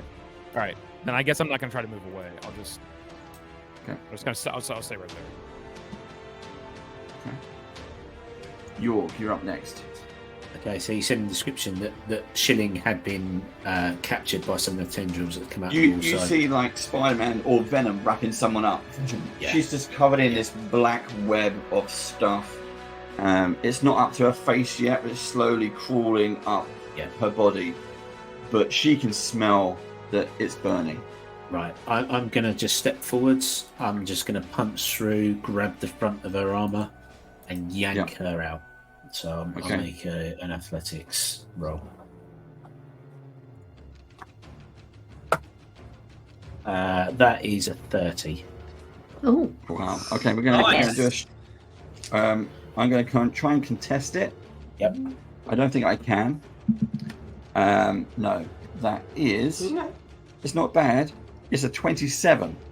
Oh, So it is nice. tough for you to bring out. You start to pull this thing out, and the pods start to snap. But this is like when you pull the marine out of alien webbing. Yeah. It's all That's gooey and that's tough how to I laugh. picture it. It's like an alien hive. Yeah. Yeah. So there you go. So Anything I'm else you gonna, want to do? yeah, I'm gonna rip her out of the thing and use that momentum to throw her across the room onto the other side. Yeah, that'd be great. Thank you. Away from them. You can you knock the tokens. Fizz, you're Towards up. Fizz. Ooh, there I am. First of all, Dave, Shout well to done for Fizz, the lack of catch. description on the black algae because it got me. Like, I had no clue that was going on. I'm excited. So, yeah. Fizz was like, nice one, York. He runs that 5 foot forwards into the room. He throws that hat up over his head. That mask of dark veil, and the 2 blue orbs light up. He pulls the quarterstaff off his back and at the same time throws the net of webbing into that crook that he has, takes a ball bearing, pulls it back, and against this one down here, which is Black Pudding C, I need a dexterity saving throw, please, as I catapult at 3rd level. No, that's a 7. That's 5d8 bludgeoning damage. Shit roll, though. It's 11 points of bludgeoning damage. From 5 Okay, to on 8. C, yeah. That was 3 1s, a 2, and a 6. Oh. And that was a C to Blackwood in C. Yeah, and then he will take his he'll take 5, 10, 15 foot back into that corridor, 20 down to the corner, and that's his full 25 movement. He's like, if we need space, draw them out here. Okay, good move. My turn. So Black Pudding C didn't like losing its prey, so it's going to slide along the floor, and it's going to attack Yorg with a pseudopod. That is a miss. I actually rolled a 2, and I get a +5 on that, so that's a miss. I only get the 1 attack.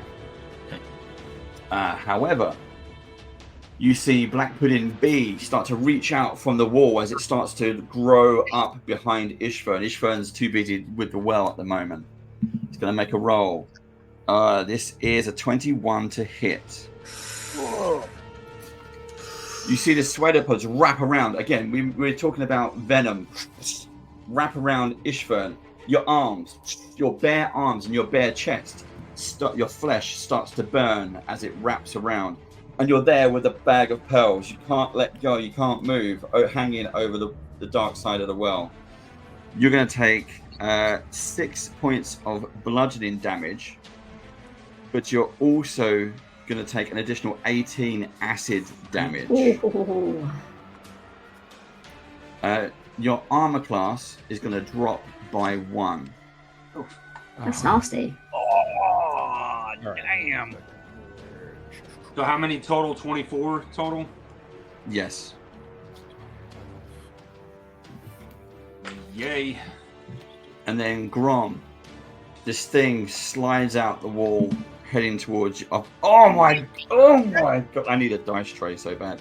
I rolled a dice, and I rolled it on the book. It went to natural 20, And then fell off. and then it rolled off onto a nat 1. Okay, well that's what it is then. It's the Right, nat now, one. Fable. Oh, well, Keep when the it to dice left with rests, you, that's son. the, You read your life best spoken, Dave. That's right. Yeah. And so,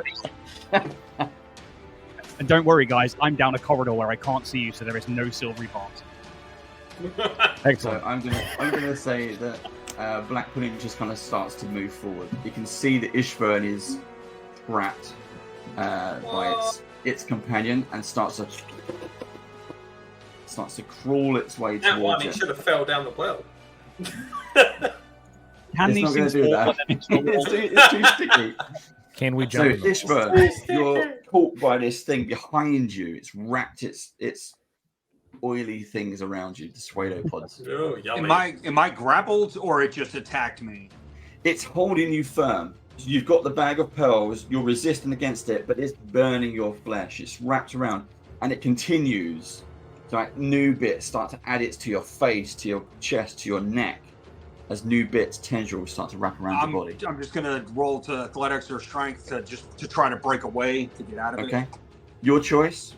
Roll high. Oh Jesus Lord, I'm dead. That's it. No. Nat Say 1. goodbye. I rolled a 1. Okay, so nat 1. You realize that there's no footing. You're all walking on this same black algae on the floor. You see him slip. He loses his footing. He's got nothing to hold on to. His hands were holding the bag of pearls, and he gets pulled like a stuntman on a rope, boom, into the corner of the room, and the black pudding completely engulfs him. Oh no. Ishvern, you're inside. The world has gone black, and the world burns. He is course it does. completely World engulfed. burns. That's like my life. I just want to watch the world burn. You're up. Happy wedding anniversary, babe. Shilling, you're up. Oh, I'm up. Sorry, I was taken in by what happened. So Shilling, she's right. Oh god. So Black Pudding A, I believe, is the one I'm going to aim for. So I've got 2 daggers. Give the old like 1-2 with the dagger. So that's 2 hand I'm just fighting. gonna say. Are you sure you want to go for Black Pudding A? Well, I'm within 5 feet of it. The other one, I don't think Okay. I'm 5 feet of. Okay. Oh, I don't know now. I've done it. I've committed now. Right. Yep. 21 to hit for the first one. Okay, you're And- using your dagger.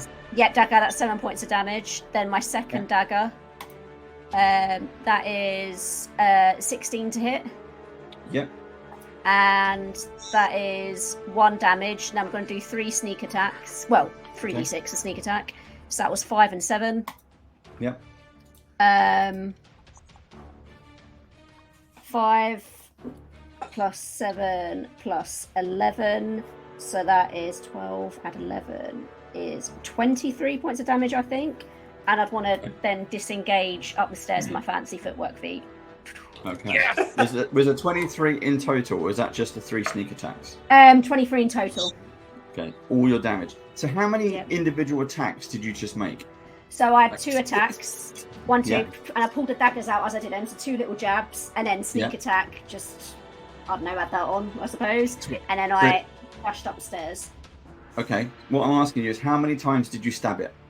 Oh, once per dagger. So you just did 1, 2, but you then did a sneak attack. Yes. The So sneak 3 attack times. damage is just bonus damage to the first Yeah, it's just time bonus attack. damage, yeah. Right. So as you run away up the stairs, Yeah. which is fine, you realise your dagger is sizzling with acid. Oh, I forgot. Minus Burn it. 2 to your dagger. Okay, cool. So for future damage is now minus 2 to that dagger. Right, It okay. is damaged. Is it 1 for each Okay, dagger? so Yeah, sorry. yes, it would be. One on each So dagger. then they're not plus or they're not whatever that is anymore. So they're not. Yeah, okay, right. Just -2 off the end each time. Cool. Okay, so you need to keep a note of that. Yep. Cool. Okay, That's Shilling fine. runs out the Right, room. okay. Shilling's Hawk. gone. When Ishvan got dragged into the black pudding, did he drop the pearls? No. Are they still in his hand like that sort of thing? He's And completely he's like wrapped up. grappled? No, he's Oh, completely okay. wrapped up now. Oh, I thought the okay, pearls went into the well.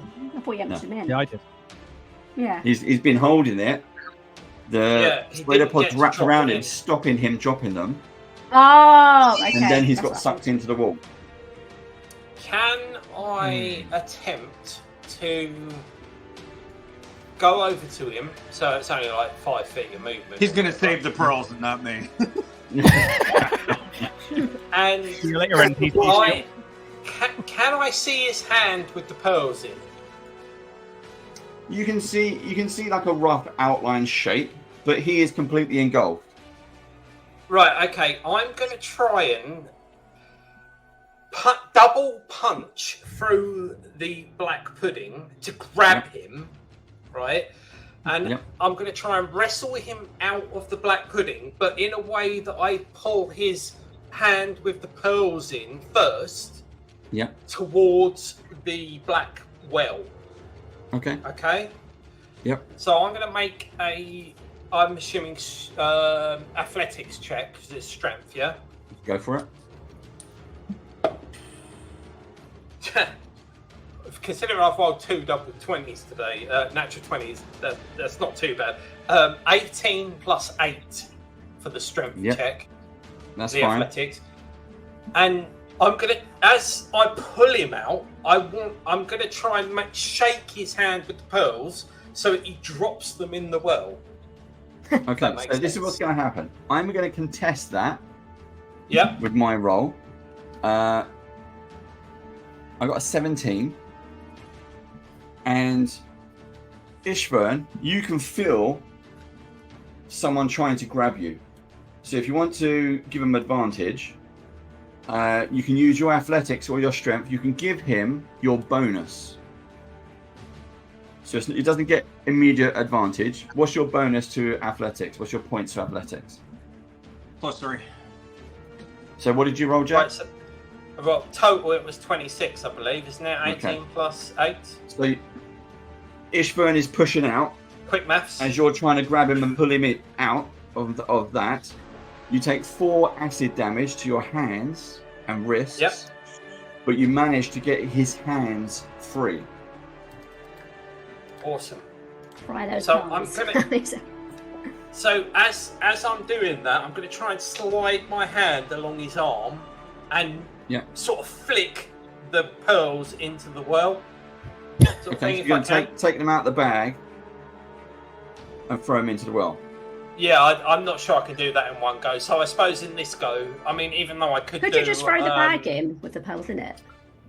Yeah, I don't know if that's going to affect it though, because I've got a hunch. I've got a hunch as to what's going on, but I could do a action surge if that's okay, Dave.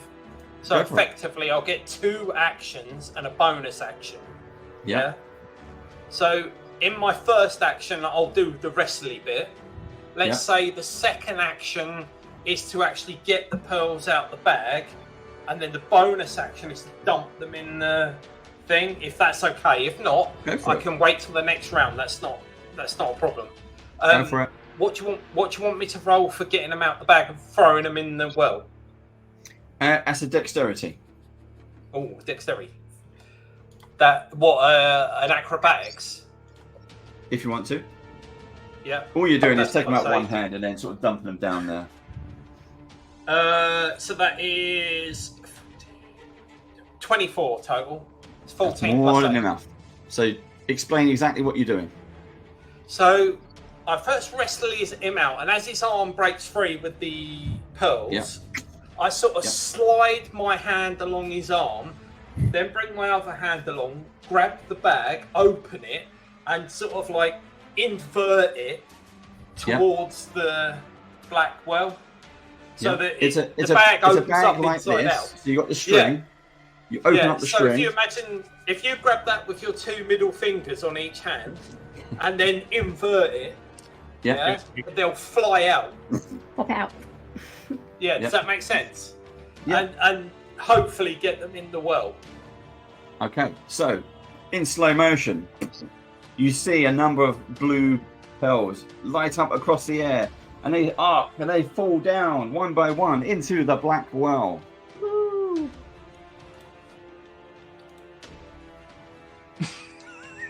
And I say, Not very climactic. what the hell was the saying?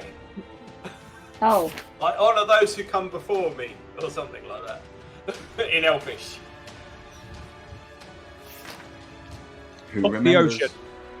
Yeah, come on, Steve, you remember? It one of wasn't those with who a came we, What happened before. there? and it wasn't with One an of us. those who came before and walk on. Yeah, honour those But that who came ju- but that before just and walk opens on the in door. Elvish. So it's, So- it's either that or Habakkuk. As the pearls drop Yeah. to the bottom, they drop and drop and drop. As you say that in Elvish, this huge beam of divine light and energy burst out into the room. You see all of the black puddings start to kind of like burn away from the light. You see Ishburn, he starts to appear, and he's like, as his face is uncovered, a big deep breath comes out of him. Steve, can you sort the volume out if it's too loud? Big deep breath as he's there. And the other, they just fade.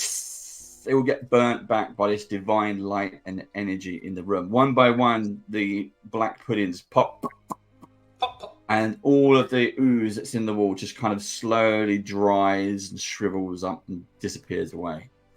Well done. Yay! Well done, Flynn. And then you see Flynn sit on the floor, and he pops open his rum, and he takes a big swig, and he goes, "I had a hunch that would work." Well, I guess that was a good hunch, Flynn. I look at him and I thank him for not stealing my pearls, because I'm not gonna lie, I thought that's what was going on. That's what was happening in my head. As he's also sitting there, he fixed. strokes his hair like that, and you see that there's a blue pearl earring in his ear. Nice. Ah. And I give him a huge thank you. Oh, it's all right, mate. Like I said, had many encounters with sea elves. Love them. Great people. We do our best. So with my offering done, I'm satisfied. I have no more use for this room, so I kind of just bid everybody thank you, and if nobody's got anything else. You see your as you're kind of saying your gratitudes and stuff. Some of your group from the Sea Elves come in, and they go, "Sir, Ishvern, we've just had word. We think we know where some of the Sea Elves have been taken from our group. They've been taken to a place called Camp Carrion Clay." Very good. How did you hear? Well, the scouts have just returned. The scouts that you sent out. They're several days away, up in the eastern maze, north of here. It'll be a few days' travel if we go, but I think we found them. Okay. So I give him a nod as an agreement to, like, yeah, let's go. Cool. It's And fun. It was an honor. Thank you again, my friends. Yeah. Thank you. Thank you. Thank you. Wish you all the best of luck in your adventures. Yes, I hope you recover, Yerkel. We are heading north to a place called the Sunwood Fortress and another called the Wakenrath. Are those places familiar to you? I can't say that they are. They're not. So for the Sea Elves, again, this is just a pilgrimage. Normally they would come here when the waters were high. Yeah. York, did we find what we needed to? Did we? Yeah. Is this what I know this is what Ishvan needed, but is this also what we were after? It's not what we came here for, no. But I feel like we have achieved something. Maybe what we're looking for isn't here. You know, there were 3 places to look. This is the first one. So maybe what we're looking for is not here. We've done some good, so there's not been a lot of that lately. Yeah. Do we get any feeling of like being blessed at all? Any or do I have any feeling of any type of blessing? Do a religion check. That is again another dirty 20. Dirty. As you leave the shrine, maybe some of the others notice this, maybe they don't. You certainly notice this, Grom. There is a feeling of peace. It is calm, it is serene, and you notice the water around you, which was previously kind of outside the shrine, with where it was dirty with the scorpions and the blood and the battle. All of it just seems to be clean once again. The area around you is been completely settled, and you're not afraid of what tomorrow might bring. You're surrounded by capable companions. You have a direction of where to go, even if you're unclear of what the type of destination it may lead you to. But you certainly feel good. And with that, we will find out what happens in the next episode. That was a great session. Which one was the closest? That. It's Wakenrath, isn't it, from here? You can decide. You've got the map there. You can decide. It might be. I think we should circle around. Yeah. Well, it depends. It might be better to go Sunwood Fortress to come out and then go back in. Yeah. At least that way you could go with the elves, escort the elves to some water, and then like northeast kind of thing. Say 1 o'clock from where your current location is. Travel with them that way. Oh yeah, Dalamor's camp. Double back. Yeah. But we can talk about that off camera anyway. So that's fine in between. We've got 2 weeks before the next episode. So thank you everybody, players. Thank you, Mike, for joining us for that one. I hope you enjoyed it. A little bit different. It wasn't necessarily combat heavy. There's a few surprises. We had a few puzzles in there. I was crap in that last fight. I mean, oozes are my worst nightmare. I cannot hit them, do any damage, and I'm covered in metal. It's just the recipe for disaster. Oh, they are brutal. Yeah. So, Mike, how was that for you? For your first time playing as well? It was good. It was good. That was cool. We'll have you back in a couple of weeks. Thank you for having me, for sure. No, definitely. We're going to have Mike back again. We're going to talk all about the Weather Dragon. Yeah. And who knows? Maybe we'll get him back another time. Who knows? But that's it for us for now. We'll see you again in 2 weeks. Until that time, bye-bye. And Bye. Bye.